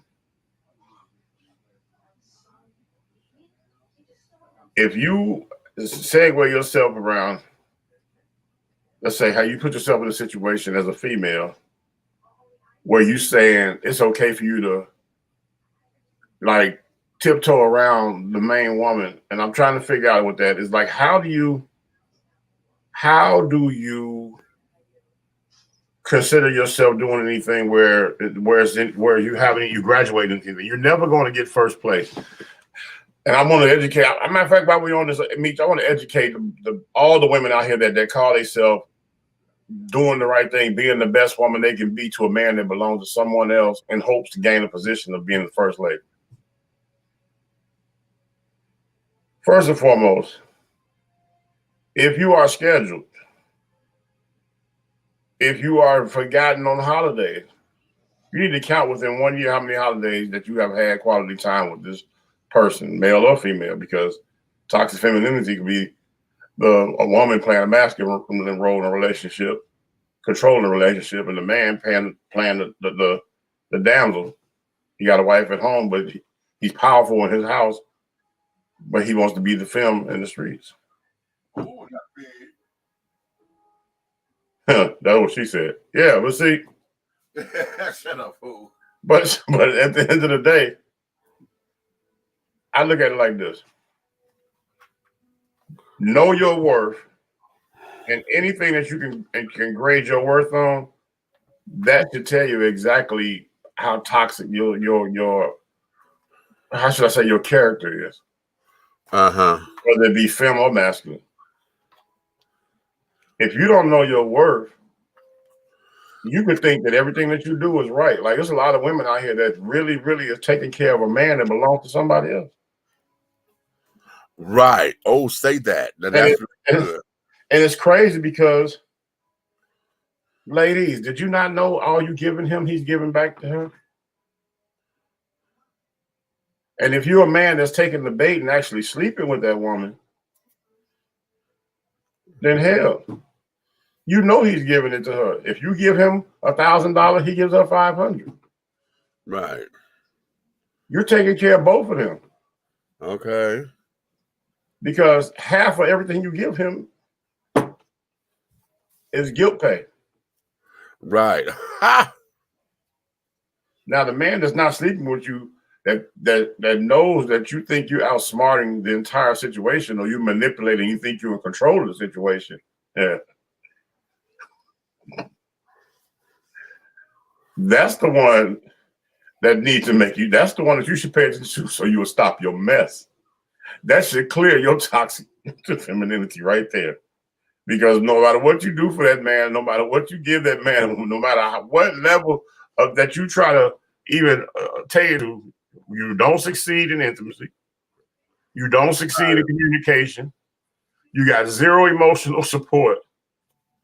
And financially, he's destroying you. Well, because you outside of it's one of those situations where you're living outside your means. You need to take care of yourself before you call yourself taking care of a grown ass man. But see, you know what? Here's where this is, because see, you know, oftentimes I'm coming back in. I'm trying to get these glasses to look right. I know. Yeah. Every time I'm cleaning them, they done got worse. And I just took my eye drop. So yeah, I'm okay. Jojo, I'm fine. Just that my eyes was just giving me the blues, child. I'm like, oh no, girl, you're not gonna do this. And it was making it look as if I'm sleeping. I'm like, no, this is not it. And my eyes, I just had to get my eye drops, and I gotta put my glasses on, honey. This is just, I'll be 52 in a couple of weeks, child. So it's like, okay. Well, what you had going on? Don't blame it on your age. What you do today? Oh, that's better. Okay. That man cheese and how your eyes popping out the head. Shut up, fool. Okay. Okay. Okay. So here. I got toxic femininity for you. You ready? What? Can you see where I'm coming from? Can you smell what the rock is? Okay, okay. I got something toxic for you in femininity. Let's talk about the gay man that has doggone bad vibes with the word masculinity.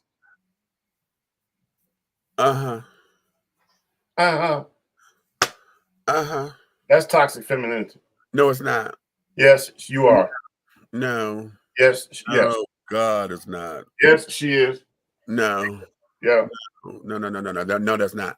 Yeah. No. That whole thing with the word masculinity is, I attack it the way that I do because it is deeply rooted in a lot of misogynistic bullshit that we refuse to let go of, even though the world is changing. The world is changing. Here, men are not as virile as they once were. So barefoot and pregnant is what? Barefoot and pregnant is what? Neanderthal kind of thinking. But what if a woman feels that that's what they should be? Neanderthal kind of thinking. Okay. The Neanderthal was derived from the doggone masculine DNA. Neanderthal kind of thinking. In this day and age, child, anybody who's feeling though that they supposed to be barefoot and pregnant, okay, so all you're doing is cooking, cleaning, and sucking a dick. Baby, Neanderthal thinking. Because in this particular, if all you got is that I'm supposed to be barefoot and pregnant, where are the resources coming from to take care of all these children? Where are everything that's supposed to be in place that's supposed to say that this is a life? Okay, how are you nurturing all of these children if all you're doing is being barefoot and pregnant? When do you have time to take care of them? Let's think about the past. They did. They did out of necessity, and now our people did because all that was hell, more hands in the damn fields. They were creating their own workforce. You know, so at that particular time, it was more so a demand that was not necessarily a mindset that there was about an act of survival. And so when we come out and look at our grandparents, because shit, my daddy was one of 12 kids. Mm-hmm. Okay, and I tell you, it would have been 14, but my grandmother had lost her twins. Okay. My mother was one of 7. Okay. And so the thing of that kind of thinking and stuff back then was about, having, we coming from large families that care, but everybody was sharecroppers. By that time, slavery as in slavery had ended. And now we're dealing with sharecroppers. So we trying to get the folks out there to work the fields and carrying on and blah, blah, blah, blah, blah. But so can I ask you something about the word femininity to give me? Let me ask you this. I'm gonna ask you this. Okay. You have that species. I call it species. Yes, I do. Okay. A woman that their sole mission each day when they feet hit the floor, is what they can get out of a man. Yes. You telling me that's not toxic thinking? No, that exactly, yes. That's where we are. When we're talking about the idea of femininity, let's take it both, masculinity and femininity. Right. Okay. There are masculine traits that we have all come to adore, we have all come to accept in society and carry on. I get upset when we talk about toxic masculinity, because what ends up happening is we start to demonize those who have become accustomed to this whole black and white thing of what man and woman should be, right? Which is why I don't like the term toxic masculinity. I prefer to call it like an uber masculine man or whatever, because now you don't think outside of everything is so fucking rigid to where you believe that men shouldn't cry, men ain't supposed to cook. It's a woman's place to be in the kitchen and all this, that, and other. And that kind of thinking is so fucking rigid to where how in the fuck are you taking care of yourself, old single man, unless you run it back home to your mama? Okay, I know that there's somewhere up in here that those particular gender role assignments that carry on have got to be loosened somewhere, because a man needs to know how to take care of himself. Okay, in the event that he doesn't have a spouse or wife or girlfriend or whatever who's going to do all that for him. And then look at nowadays, bitches don't cook. Right. Okay. So now, when I get on the thing about masculinity and how it fucks with me, is because it's being used as a weapon. Because I'm not as hard and carrying on as the world think that black men are. I'm laughing. I'm gonna tell you why I laughed at what you said. Okay, I'm laughing at you. I was laughing at myself per se because I married a woman in this life of mine, and I assumed because her mom was an awesome cook. Boom. I didn't find out till we moved the last piece of furniture into our first home. And I asked that sole question that every man asks. What you cooking for dinner tonight? Right. And she cracked up laughing in my face. She said, boy, what? You don't want me to touch no stove? It'll be our first and last day up in here. Okay. She said, how do you even turn it on? I said, what? I was like, right. Okay. Excuse me? Exactly. So if both of y'all can't cook, that means everybody going out, and which becomes an expense. The point was this: it wasn't about both of us. You know, I was a chef. I'm always. I know. But the point to me, it was this: like, that's by trade. I don't want to do that at home. Hello. Now just the flip of that, okay? Because with femininity, the reason why I bring up toxic femininity is because men have been browbeat so much about toxic masculinity. Okay, in this world, and I'm gonna say this. I'm gonna say this because I'm gonna say this.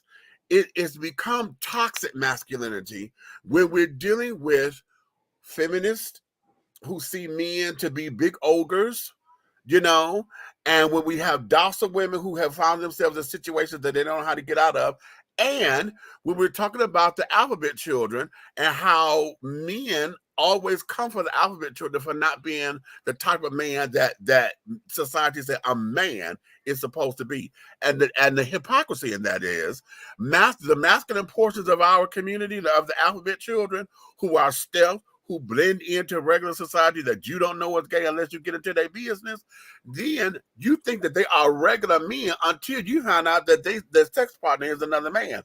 But then the mind blower is this: if he has another masculine man at his side who ain't wristing and finger snapping and carrying on, you got two quote unquote normal men who are in relationship, and the world can't handle that. So now it becomes a whole big old problem. Okay. Ooh, Lord have mercy. Boy, these sword fights get more difficult and more difficult. Look, let me say something. So, if relationships were built on the balance of a scale being at least 30 degrees, 36 degrees off, right? Who is in that degree if both of us are NFL players? Depend on the night. And then sometimes it might be both of us in the same night, depending on the mood.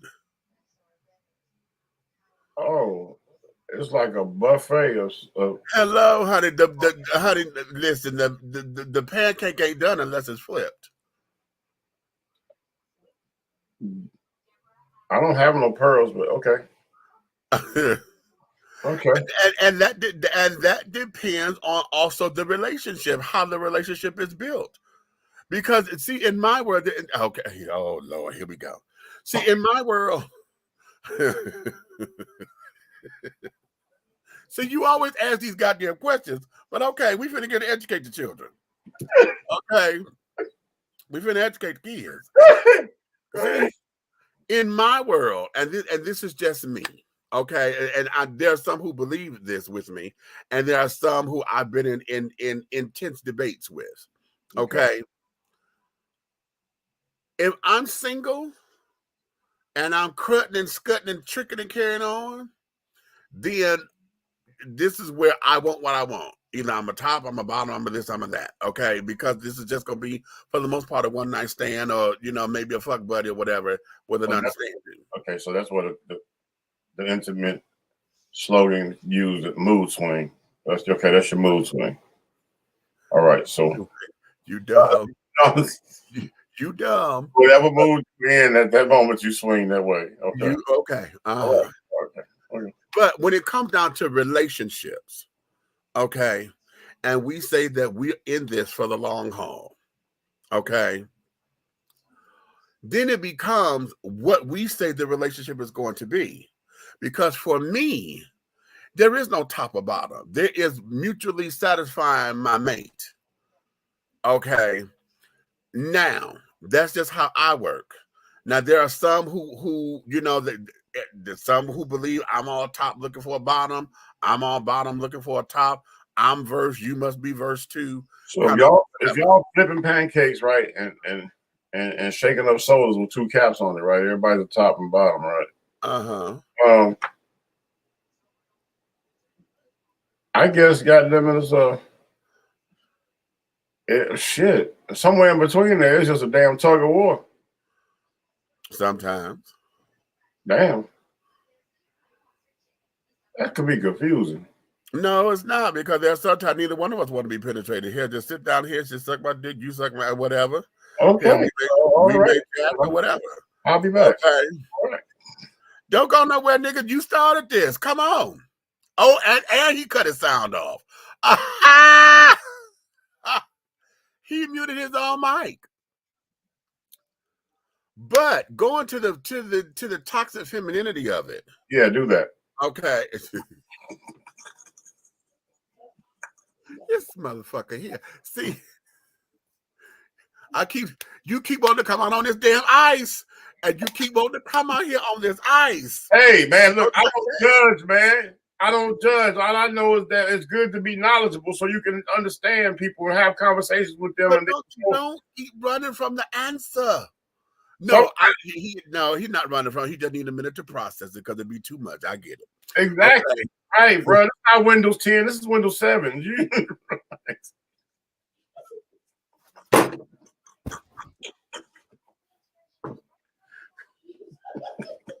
God damn it.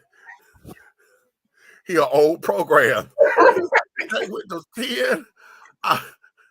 His Windows 7 need a fucking upgrade. Okay.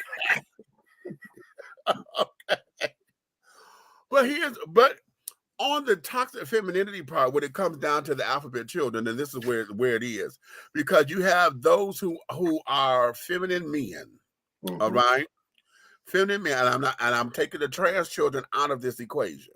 Okay, we're taking trans children out. I'm talking about boys who live as boys, who claim that they are boys, but they are 100% woman. Boy pussy. All right, go ahead. Okay, no, woman. WOMBMAN. Okay, or WOEMAN. Woman. Okay, like womb, like okay. Because you have those children who get caught up in expressing themselves in the feminine. Okay. But yet they forget that they're masculine, that they have some sense of masculinity. And I've watched girls sit down there in relationships and would get their ass beat. And what would come out of their mouths is, oh, well, that's my man, honey. The man is supposed to, oh no, I can't do that, honey, because no, I'm fish. Bitch, I'm too fishy for that. I'm like, if you don't get your masculine boy ass up off this mother, bitch. You can't be that. Listen, I don't know no women who that motherfucking bitchy. Bitch, if you don't get your ass up and whoop this motherfucker's ass, or at least attempt to protect yourself, scratch his eyeballs out, windmill, do something. If you feel you got right, if you that damn fishy bitch, you better windmill, scratch, bite, poke, something. You better act like you know how to take care of yourself. Poke, because that's how you got there. I'm talking about that. Then you have those that, and now, oh Lord, because see, this is the other thing, and I'm going to equate this with toxic femininity because I don't understand it. Huh? I thought you were talking about somebody calling me. No, I'm going to equate this to toxic femininity because I don't understand the why in this. Okay, and until somebody break this down to me, I'm that's too bitchy for me. And that there are so many gay men out here claim to be bottoms who don't want to use their dick at all. They don't want you touching it as if it's a mistake. What? Yeah. They don't want you touching their dick. No, and they would tell you, my mission as a bottom, I'm here to please my man. You don't touch me there like that. So the orgasm is internal, honey. They don't necessarily have to have ejaculation. They get off on you getting off. But you and I both know that they do have to have ejaculation. Hello, that there is how the male body regulates. A man has to ejaculate in order to get his hormones and stuff regulated. That's our period. For those of y'all who really need to understand that, that's a man's period. A man has to ejaculate. He goes through his cycle. Okay, a man's body goes through his cycle. That's why ejaculation is important, because the hormones got to regulate. Yeah, I got cramps right now.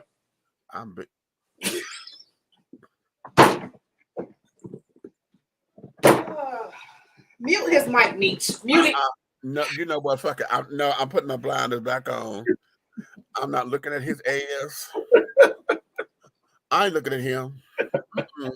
Ooh, Lord. No, I'm not. Make some man doll.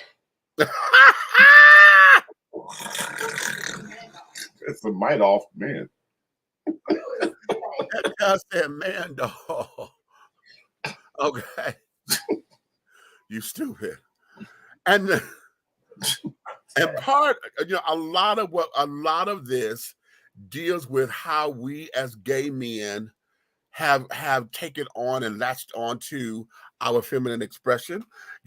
Many of us come from single parent households where the mother is the single parent. So oftentimes our relationship with femininity has been fantasized and romanticized. Okay. I mean, I'll take my obsession with Wonder Woman. Okay. I know all of that. All of that is just because I know what my mother represented to me. My mother was my Wonder Woman, okay? And all that she is and things. And so we glorified in the fact that the strength of a woman has always been the world's greatest asset. Because it is the woman, after she bear kids, they have to raise kids and this, that, other, put up with her man's shit. Those who've been in abusive relationships had to come out of all of that and still got to put the world together. Still got to fight for her children. Still got to fight for herself. You look at our grandmothers and carrying on who at one time or another, honey, a woman wasn't supposed to work in any other field unless it was a teacher or a secretary and that kind of woman's work kind of shit. And unless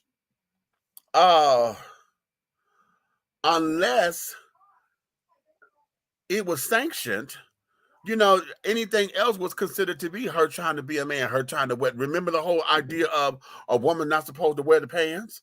Woman, there was, the world believed that women weren't supposed to wear pants. Okay, they're supposed to be in the skirt and carrying on. For what? That it makes no sense. And then there are those who have come with those ideologies, and then they have adulterated them. And when you adulterate their ideology because you have romanticized and fantasized that, oh, this is so cute and this is so this, and you see this as a perfect world because you engage in this kind of activity, that's where the problem comes in, and that's where it becomes toxic. Because toxicity, that's thank you. Can we get the word right? Toxicity. What it does is it taints growth. Anything that is toxic, honey, means it's poison. And anything that poisons something, it stunts the growth. It has nowhere to go. It kills everything, and the momentum, it kills everything out. And it slowly dies. Okay, because when the poison take over, the poison just takes over. So just like we have toxic masculinity, oh yes, there's toxic femininity. Because sometimes a woman would she becomes so feminine to where it becomes a shtick. Okay, then it becomes her, you hear the term gold diggers, you hear the terms of not bootlicker, but what's the other term I'm looking for? Maybe whores. Okay. Somebody say whore. trollops and carrying on, you know, to where the horse? To where Nigga, I got money. Where they have just adulterated the idea of utilizing their feminine energy. Okay. Well, a toxic female, right? Yeah. This is what I say. Like you were just talking. The reason I was really picking on the whore thing is I feel, to me, and I've always felt this way, that was a toxic mindset for a woman to be able to have all those spirits in her body. How about that? Unknown spirits in her body, and still be able to look in the mirror. Still have some type of dignity, or still believe that she stands for something. But to me, you are defaming something so beautiful that God gave you. You know what I'm saying? It's like, come on. You know, it's one thing to laugh and joke about these things. You know, comedy is comedy, but reality is reality. Right. You know what I'm saying? I laugh and joke about a lot of things. I say a lot of derogatory stuff. God knows my heart. I don't really live and think that way.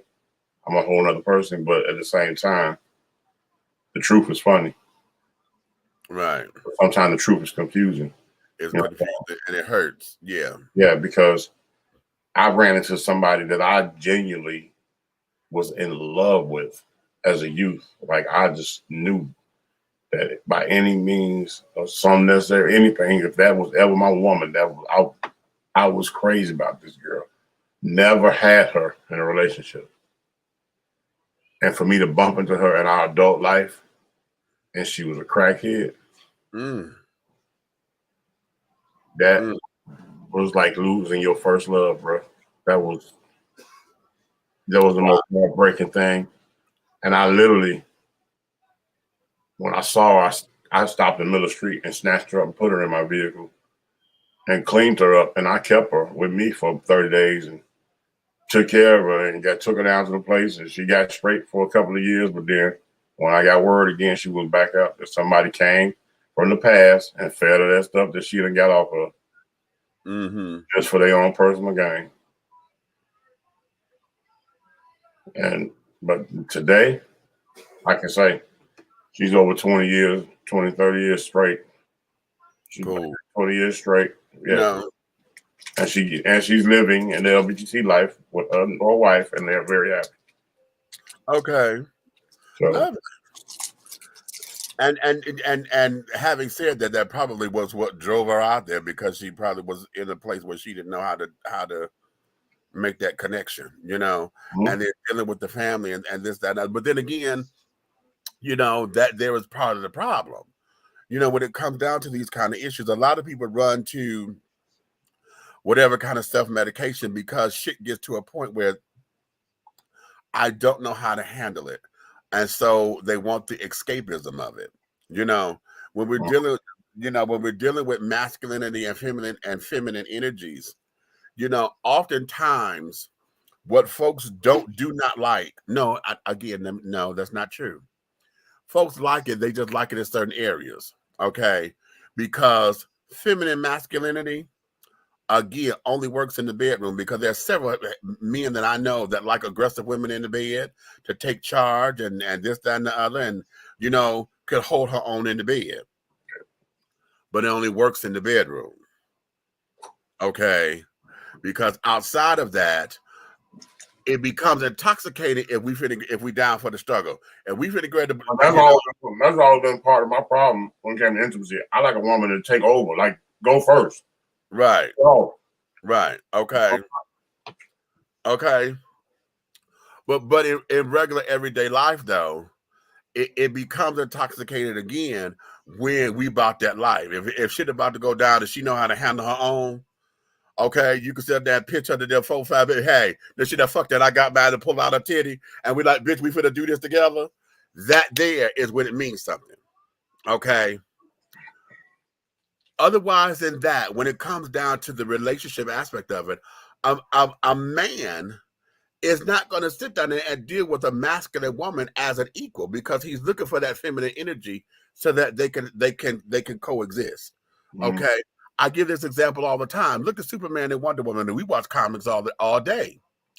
But look at how that relationship is. Superman was always the head of the Justice League.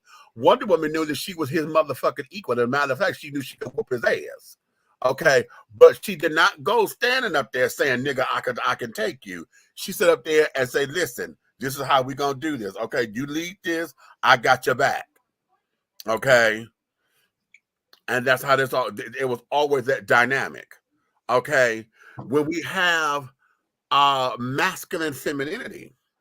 Okay, because now you're the brother who cooks, you're the brother who cleans and carrying on. To sit down there and women that there, because we've had this conversation before when we were talking about that used to be, a man getting in tune with his softer side or whatever. That's intoxicated to women because it's like, wow, he takes the burden off of me. He really thinks about me. He got my back.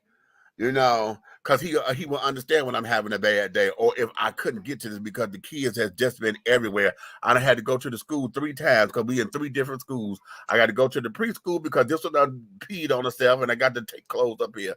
The elementary school child, this one is having problems in math, and the teacher want to see me. We got this one over here in middle school. I got to go knock him upside his goddamn head because he want to talk back to the damn teachers. Now I'm in 3 different schools. You hungry?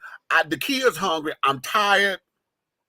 But then you got the man like me, where the woman goes, "Oh my God, they tripping up here at this high school. Oh, this little boy messing up over here at the elementary school. This is not here." And I'd be like, "Oh, don't worry about it.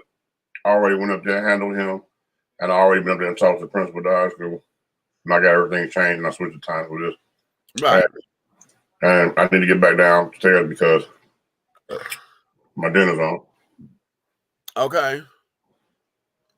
And boom. So that there, masculine femininity can become very intoxicating. Okay, very and even so, because I know in gay world, I know that I'm putting my business out there yet again.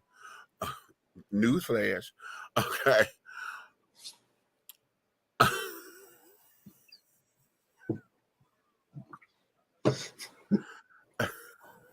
No, you didn't. For me, there are elements that I enjoy about masculine femininity. Okay. Like I enjoy not necessarily for my sex partner to dress up, because not the whole thing, but I enjoy lace and garter belts and all that kind of stuff, and yeah, so that has a place. Okay. Oh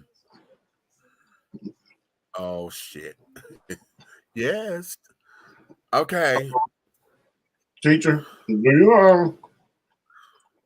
are you the one wearing these things, or the other person you enjoy wearing? Depends on the day. Most of the time it's the other person though. Oh. Okay. Carry on. Thank you. Depends on the day or whatever, but most of the time it's the other person. Because that's daddy. So it's like, okay, yeah. And because I have an underwear fetish too, and I like, so yeah. Men's underwear? Huh? Men's underwear or lingerie? Both. Okay. This is a question I never thought I'd get to ask in the world. Oh, when I hit something he been waiting to ask. Come on, Jesus. Come on, Jesus. Okay. Do you like men in thongs or boy short type thing? Oh, now that's really good. Because I asked men this about women, but I've never asked a gay man how he felt about that type of situation. Okay, for me, like I said, I like, depending on who, and in certain people, because everybody can't rock it. Okay, everybody can't rock it, so it depends on the person. Now, let's take Alabama. Okay. I would prefer him in a jock strap.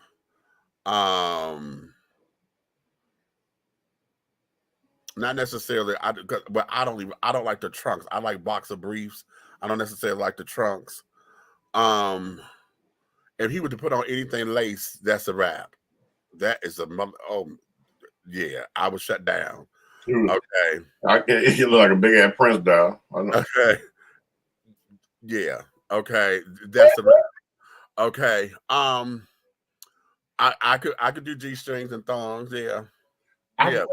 Because but see, I'm an ass man though, so yeah. Anything that's going to accentuate the ass, yeah. But here's the crazy thing about me as a heterosexual man. I think boy shorts are more sexier than thongs. But you know why? Because you have something to imagine. Boy shorts, honey, let you still imagine. They become sexy because the thong just give it away. A thong give it away. Boy shorts to sit down there is just enough. It's just enough. Just for you to say, okay, because she'll sit up there and do it to tell you that she ain't no bitch. And it's just enough to sit down there and say, oh, so you think you're doing something. Because them boy shorts with just a quarter cake hanging out the that shit does something to me. Yeah. Now, how about that for feminine masculinity? How about that for feminine masculinity? Because that there is her exuding her. Just take it, and it is subtle. It is not to sit down there and to compete with yours, right? Or whatever. It's just enough to wake it up. Is to wake it up. Exactly. Because what happens is once your dominance take over, then she gonna let you have it anyway. Yes, she get puss. She just push the fuck out. Okay. Because that was the goal. Yeah. That was the goal. Come on, girl. She done come on. She done came up in here. What's up? I'm not staying on here long. He sent me this and I ain't know y'all was on. Oh no. I ain't finna go to bed. Miss Tia, what's up, baby? How y'all doing? Oh man, it's going down tonight, baby girl. It's going. What is going on over here? Woo! It started off with a number of different issues, but this particular subject is about toxic femininity. Oh my gosh, she's the perfect person to be here. Okay. Toxic femininity. Okay, because men get the bad rap, and I am probably one of a few gay men who would stick up for men in the idea that I don't like the term toxic masculinity, but because that there is the going phrase, the catchphrase now, where we're trying to talk about men who are just so uber and so hell-bent on being black and white in the male roles or what it's supposed to be, especially when it comes down to gay men and how we bump heads with one another. No pun intended. How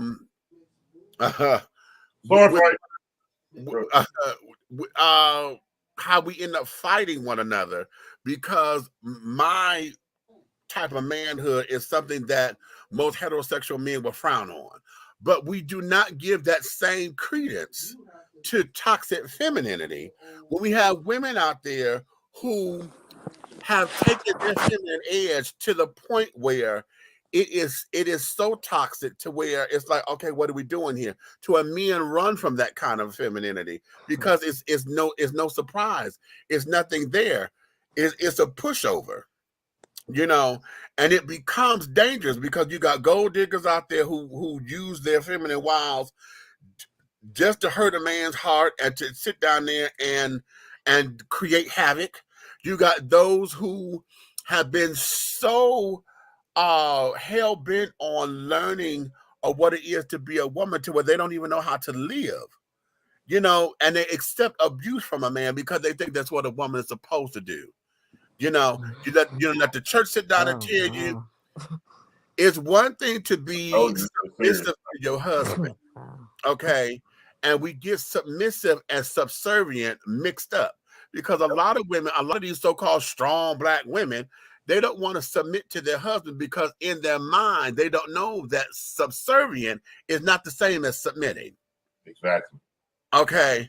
And so we get this power struggle going on to where those who are so subservient, the subservient ones are the ones who have taken their femininity to a place to where it now becomes the welcome mat, the walking over and this, that, and the other. But that toxic spew they put out, and a lot of times, you know what I'm saying? I'm not making excuses for the ignorant Ray niggas in the world, but I'm definitely going to put it out there that a lot of guys that find themselves being promiscuous in the streets, right? Because the woman is so hell built on being toxic and strong in the household, right? That there's entities missing, so he's looking for them out there.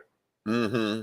You know, the woman that'll drop his pants and suck his dick on sight when he really wants that at home. He don't want that bitch. Right. Right. Motherfucker, he want his wife to be that bitch.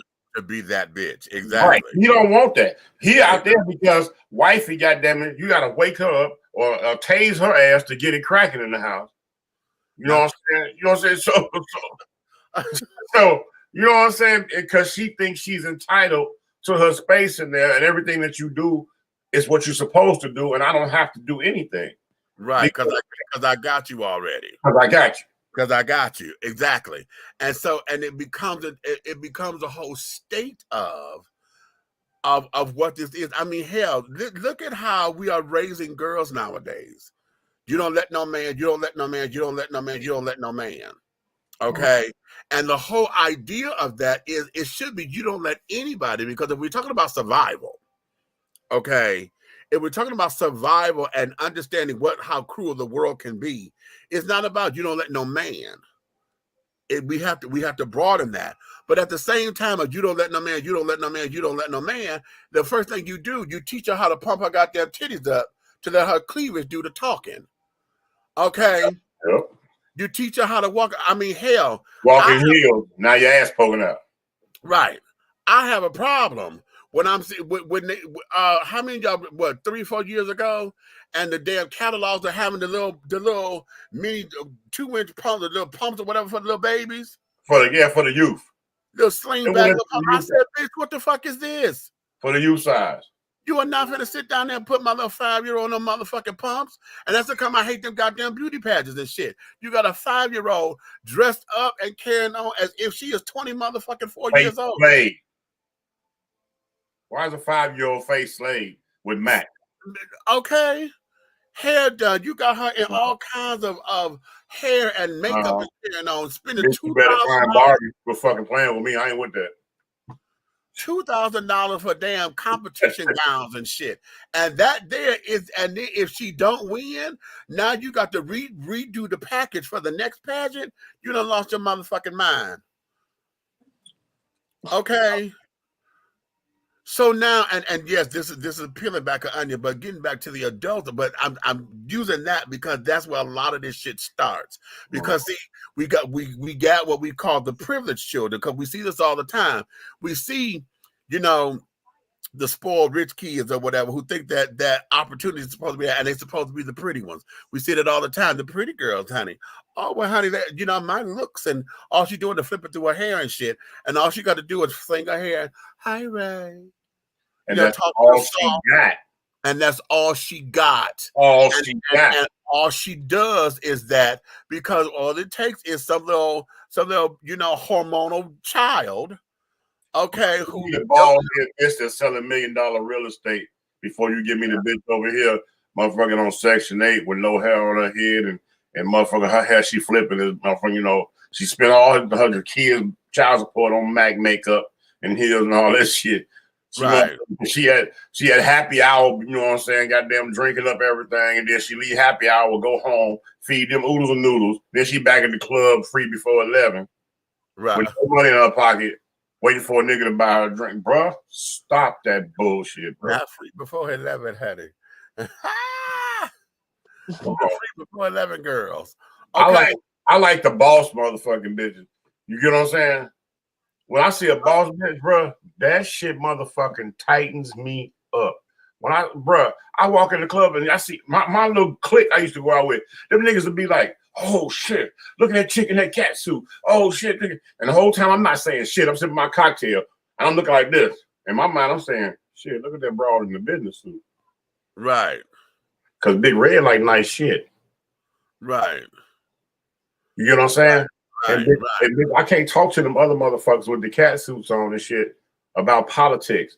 Or goddamn it, what's the doggone APR on the next year for, you know what I'm saying, for any financial reports, anything. I can't talk to them. But that chick over there, that bitch can sign off on my tickets in court or something.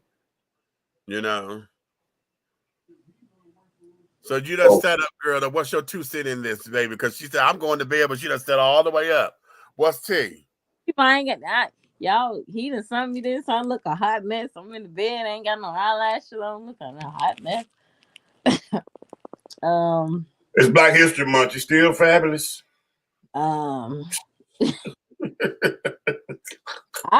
don't know. I'm listening. I'm trying to see where I'm gonna chime in at because I was one of those ones that took care of my kids. You know, worked the 2 jobs, all of that. Got up, get off one job at 2, going to the next one at 8, and doing it all over again. But where was your mentality in a man trying to make a space in your life while you were doing that? What did you expect of him? Where was the bar? I don't know, because you had some lame ass niggas. Don't give me. That's the point. Yeah, and that's probably the point. Yeah, and that's the point I'm trying to make because it's a few things I know about her. I ain't trying to be funny. I had some. Okay, this bill is due here, and then when the bill come up, oh, I don't have it. Oh, I know you'll have it. What the fuck? Yeah, I'm gonna have it, but I'm letting you know ahead of time when it's due. So don't get me wrong. You know I had some lame ones. I don't even know because I had some really lame ones, and it was about 3 of them. Yeah, about 3.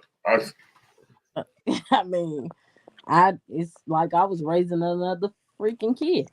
Right. But I was raising another kid.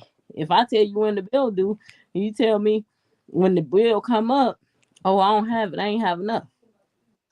Hey, when we had that next that off segue off of Tia, that next show that when we do the show on the doggone the overbearing masculine man, when we do a show on that, the overbearing masculine man, the physical masculine man, the middle man, I need to bring her in because it's been a. I want her to talk about this gay ass rapper. We don't even say his name. We just don't talk about this gay ass rapper. Okay. But you know what I'm saying? I want her to talk about that. So Chris? Huh? Are you serious? Yes, I'm very serious. Oh wow. And I'm just gonna say this. It was my fault. Everything. Wrong, but you blaming it on me and me being stupid. Saying to myself, hey, it's my fault. But okay, I'm gonna ride with it. But every time something didn't go the way you wanted it to go, and something that you planned, not me, it was my fault. And I was hypnotized, thinking, okay. I'm like, no, let me get the hell away from this. Okay. But yeah, we need to say because I got 2 other females that I want to bring in on there, 2 other situations, and all 3 of them are different. But the mentality of the men are toxic as fuck. Okay. So we're gonna do a series on toxicity. Yeah. That there is what it is because like this. Because what happens is oftentimes, it's always been one-sided. Like I say, toxic masculinity. This is one thing that Judge Joe Brown and I agree on. And that there is masculinity should have never been exposed as toxic. What you have is overbearing, Neanderthal ass shit. But masculinity should have never been given a rise to the bar of being toxic, because what that's saying is is that any kind of man that come into your life, if he bears these particular characteristics, then that automatically says that it's going to be a toxic relationship. And that there is not what this is. What we have is we have to learn how to vet motherfuckers, because you got no good motherfuckers out here who don't know what the hell life is all about. See, those pimp ballers and shot callers and carrying on, who done sat down there and got the welfare the welfare hustle going, because you got 16 different bitches, all of them on welfare, and you know who get their food stamps when, so you ain't never got to worry about a meal, because you know Tammy over here, Terry over there, Shaquanda over here, Sherry over there, okay. And you know, all of them know how to cook big pots, like they're cooking for Sunday dinner every motherfucking day, because you got 4 kids with this one, you got 2 over here, you had 1 over here, and then this bitch is pregnant with 1, because she sat up there knowing you got all them motherfucking kids, but this the one who thinks she gonna change you. That's what get me, because I'm gonna tell you something. It's funny. This is a female. Matter of fact, you know who I call her kryptonite. Okay. It's a female that swear up and down for some reason. I think she think I'm the fucking lottery, because no matter who I'm with, she comes back every 2 or 3 years trying to doggone destroy what I got going on, thinking she gonna be the one. It's kind of weirdo to me. I'm like, you ain't had me as your man in all this time. What exactly type of orgasm did I give you to make you keep coming back every 2 or 3 years, trying to have a relationship with me and destroy the one I'm in, and not caring about me being in one? Oh, I can see you on this day. Can I see you on this day? Can I talk to you this day? Can I come? Bitch, no. Right. Now it was a guy that I used to be a long time ago. Oh yeah, I'd have told that ass up every time somebody wasn't looking. But now the shit don't even sound right. It don't even sound comedic. Wait, he said I can't even get a laugh out of it, Jesus. Wait. It's just stupid to me. It's like if you come to me and say, well, hey, I want to give you this, I want to buy you something, blah, blah, blah, blah. I'm like, bro, I'm not buying you shit. I'm not doing nothing for you. But if that's how you feel, that's how you feel. But who I am right now, this nigga right here with my wife, bitch, if you spend $200 on me, if it's cash, I'm gonna give a motherfucker 100 of it. Okay. If you pay for something that costs that much, I'm gonna take it back to the store and get the cash and give her half of it. Well. And if I can't get the motherfucking goddamn cash, whatever store you want from, whatever store I took it back to, I'm gonna get store credit and buy her some.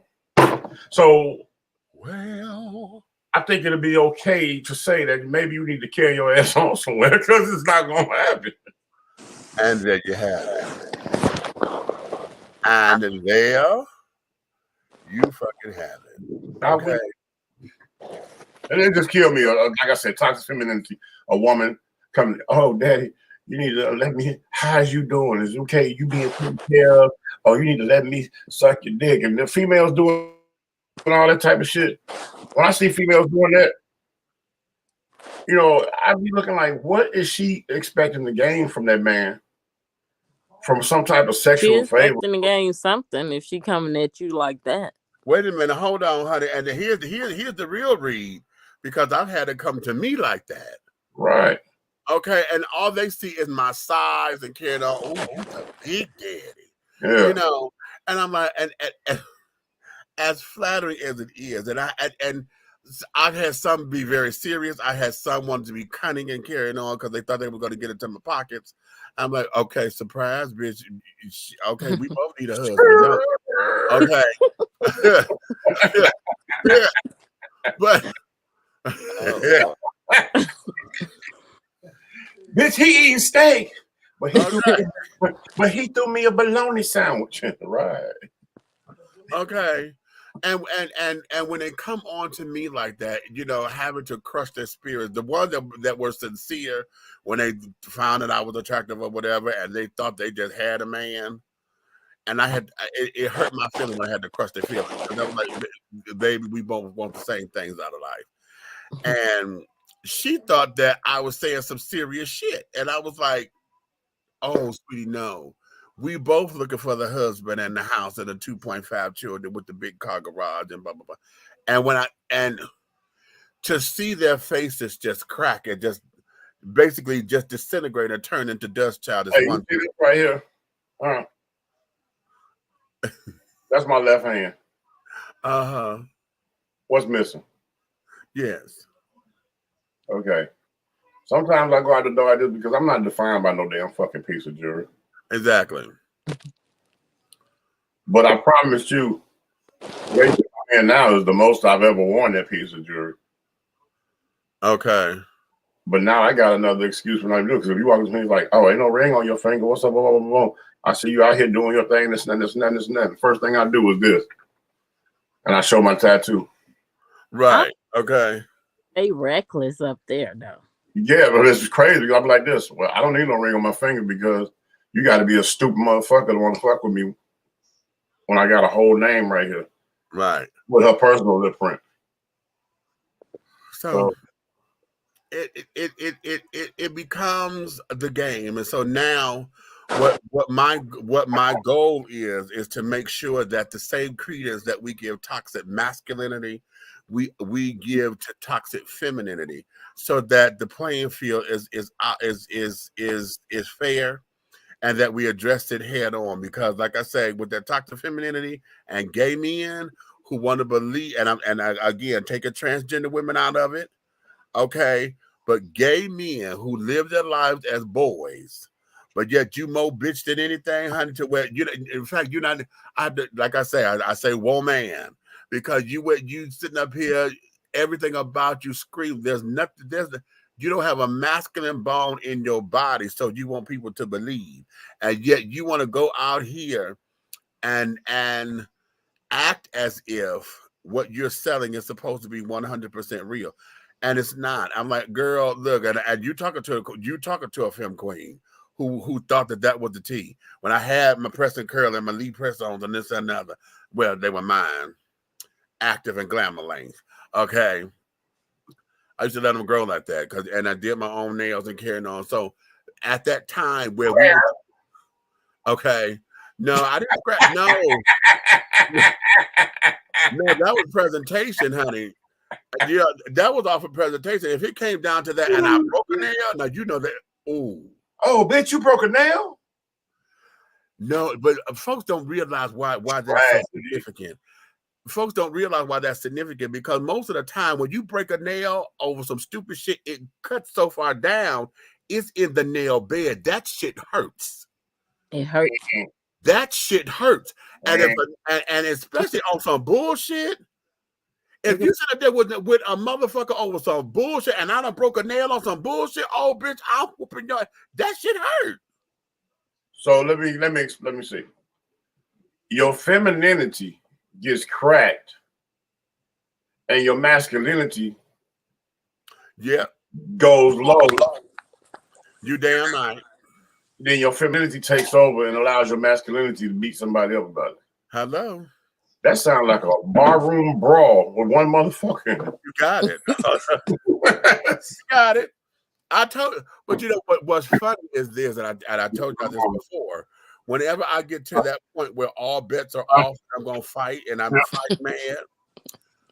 I know that's my mother in me, because everything about I don't like it, but when it's time to do that, I know all of that is my mama, because I watched how my mother fought. And yeah, so and the closer I get to wanting to fight, the more feminine I become. And I don't know why I'm with my hand on my hip and my neck get to all of that, because it's about that time. Because it's like now and now if say so, that's for the fuck. You still do the neck roll at your age? I sure will. Okay. I sure will, honey. Like when you do the neck roll, okay. You got to use cream after that, like arthritis.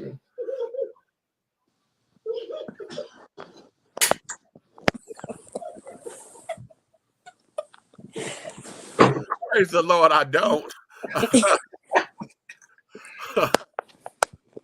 But I ask pertinent questions. If I don't ask, I don't know. I've not had, but thank God I've not had the neck roll to find out. Because hell, shit, I'll be 52 next month. So hell, I know shit. Trying to bob this motherfucker, honey, hell, it gets stuck from time to time. You know how you get that stiffness? You be like, oh, no, I don't know, motherfucker. I'm not gay. Okay, let me go. I'm not talking to you. I'm talking to Tia. I know what you're talking about. You know, you sit trying to do your thing, and I know what got you're talking about. all up in here. Yeah, and it'd be like, yes, I know what you're talking about. Oh my God, what's fucking going on here? And then he want to hold your head. Yep. I know. Y'all done having a dick sucking race? Y'all finished? Oh, y'all done? Okay. Okay, thank you. All right. I'm a hater. All right, I'm gonna grab your fucking head in about an hour. Okay. Shit. Okay. But anywho, okay. Now shit. Oh, even now, shit. I gotta get ready for Marcus. Do your neck exercises and shit, man. Oh, the keys is on the way. Okay, right there. You know, right at the back of the tail of the neck, right at the shoulder blades in the center. Right there. Right there, honey. That's where that stretch is. You be like, oh, you look like you got some strong shoulders there. What? Yeah.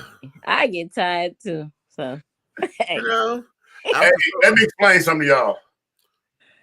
You all have to get the right kind of bed. Now, if you get a coil retractable spring, you're right, because you bounce the bed. Like it's like when you eating a piece of pussy, you put that thing up like this, and you go down in there, you get that motherfucker clean up in there, and you push the bed. Boom, let the bed do the work. You make the bed do the work, exactly. But there are moments where, listen, there are moments where when you get into it, you know the bed, because if you're not positioned right on the bed, you can't get it to bounce like that. Because when you get motherfuckers who want to lock you down and carry it on, I without that lockdown shit, I don't wrestle. I don't do all that. No. It again, when you're in the moment, it's cute in the moment. All right, but then you have to take your legs around me. You gonna lock your legs around my head? I'll put a tongue spanking on your ass, and make you motherfucking goddamn be like, okay, nigga, you got it. Yeah, that's right. You know, but there are moments where it just does, and then sometimes I just think because shit, I probably didn't take my damn muscle relaxer beforehand or whatever. Because you know, sometimes you come in wrong. You know, if you attack it wrong and you start off in a bad spot, then it's over. And you know it when you get about 5 minutes. I think that is true. If you start off in a bad, you start off wrong, you're like, oh shit. And it's always that's all fatigue. No, nigga, yes. Yeah, hello, because that's where everything's all this get distracted.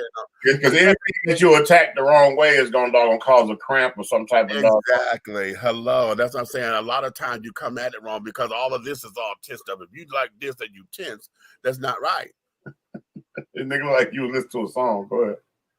But it's funny that you say that, because it's just like singing. If you start the song in the wrong key, bitch, you ain't gonna get to the end of it.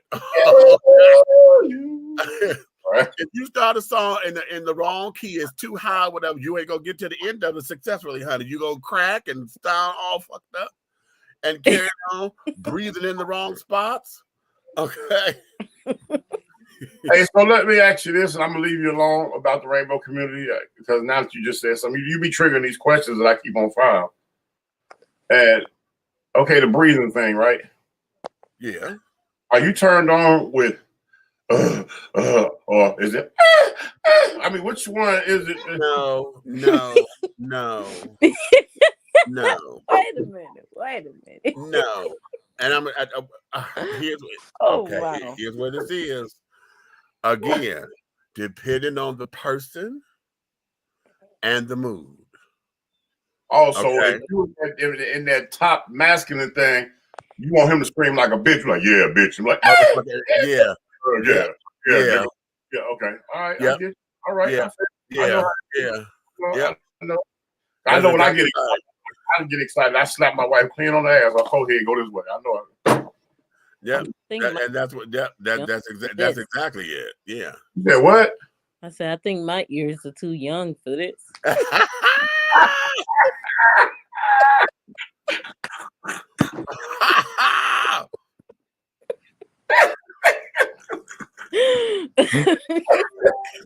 but there's a cap on it. You can't give me that fake porn shit though.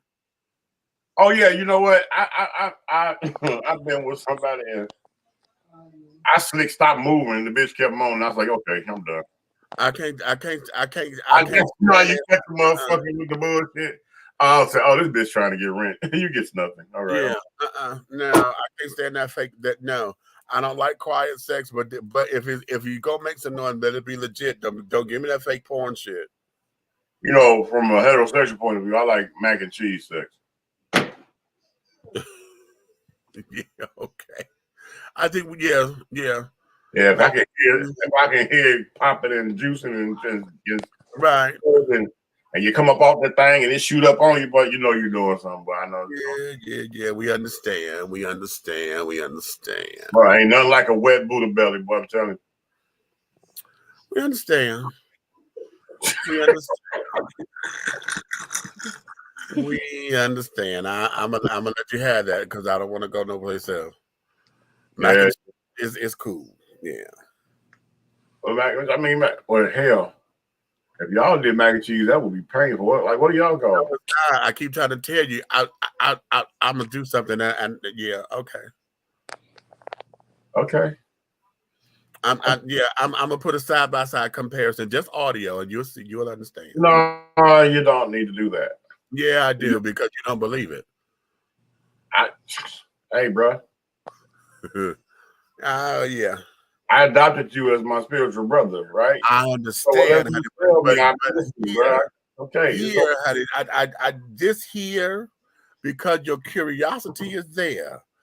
It's not that as I want to understand who I am as a heterosexual man. I know community. You know what I'm saying? And I want you. And I got a lot of fans now. You can't say I don't. I got a lot of fans because of you that are gay men. As a ally, honey, it is my duty to make sure that this particular piece is something that you understand, because just like everything else is the same, when I tell you that's the same, it's the same. I don't know. You know, it ain't for me to know, so shit. Right. That's what I said. Audio only. It's confusing to me, like, you know, oh, Bob, oh, Billy, oh, Michael, oh, yeah. Right, that's not working for me.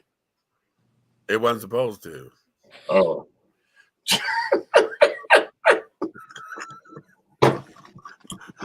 Okay. Hey, Tia, I love this nigga right here, bro. He had no life in that at all, Bob, Tim. Okay. He had no life. Okay. But see, when you sit that motherfucker, you call him a big motherfucking bean eating, goddamn it, big dick motherfucker, yeah. And he don't need no name. Shit. I'm scared. I'm sorry.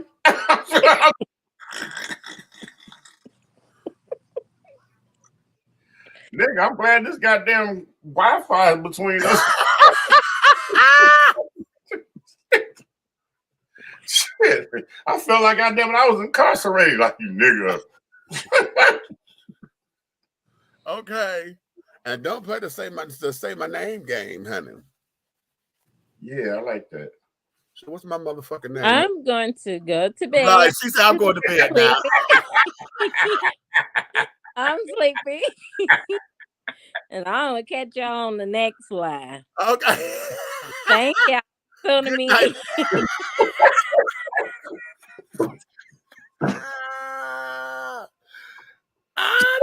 funny. That's funny. That's funny. That's funny. Okay. That's crazy. She got doggone. I done seen her be the dominant. I done seen her play the feminine. And I done seen her doggone be the breadwinner and the overseer, just run her household like a fine machine. seen her do the dancer thing, and I've seen her do the warehouse woman. Right. You know what I'm saying? So, and that woman right there, she gonna get it by any means necessary, and she not gonna break her character to do it. So, okay. So, and there you have it. So that there will be that. All right, let's let these folks go ahead on and go home. Or go handle it. It's a Saturday night. And for those of y'all who are trying to go out and carry it on, it is the witching hour. So I know right now, honey, you know, this is the time, honey, because I tell you, nowadays when I go out, I don't dance before 12, child. I do not dance before 12 unless I'm at Indigenous House, because we start at 12 noon. So, okay. I want to say this. Those that are praying kind, I want you to pray that my wife and I are able to hold our mule. We have a meeting tomorrow with yes. And I've already programmed myself to ignore the lies and deceit, if there are any. Okay. And if there are lies and deceit and they're brought to me configuratively, that means that you're judging my character, and I'm going to have to decline. Exactly. But I am going to check you on the way out. Well, and so it shall be. You know, and so it shall be. And so it shall be. Yeah. And so it shall be. Okay. So cute. So on that note, let me let these children go, honey. We've extended this thing, honey. We had a good time tonight.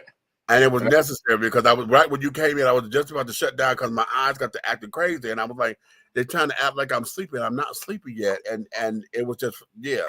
And if any of you had any issues with the subject matter that we had tonight, you get you a bottle of these right here, and it's going to help everything work out, okay? Probiotics. I got probiotic yogurt. So, yeah, that's going to do me. Okay. It's Activia, honey. Yes, that and some graham crackers. I mean, ginger snaps. I got ginger snaps and graham crackers up in here, baby.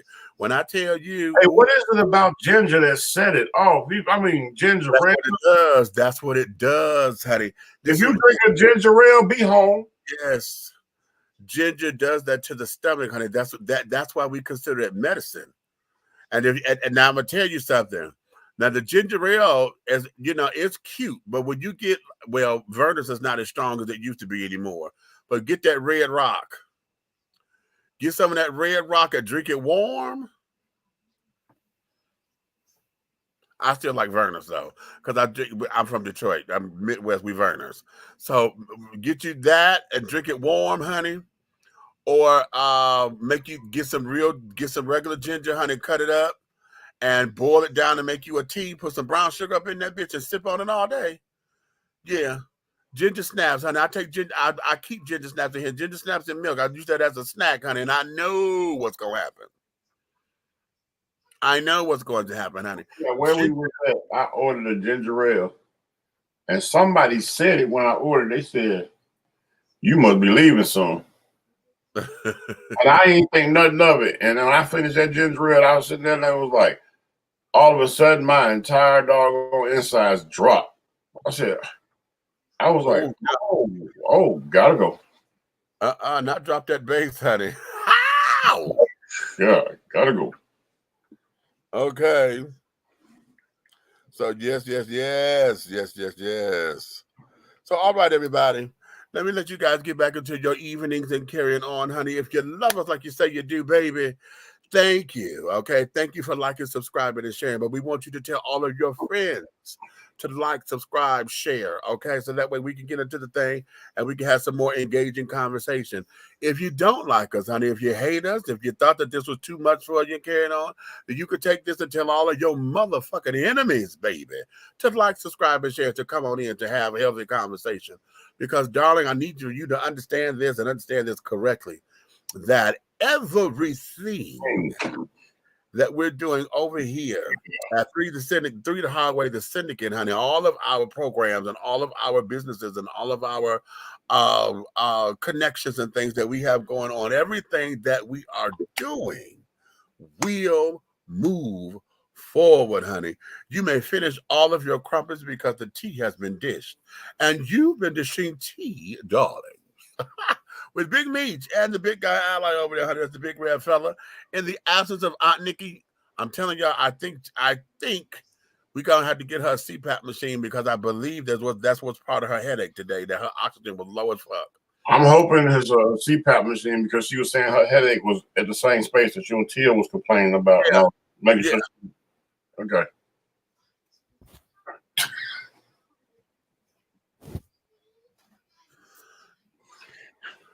Anywho.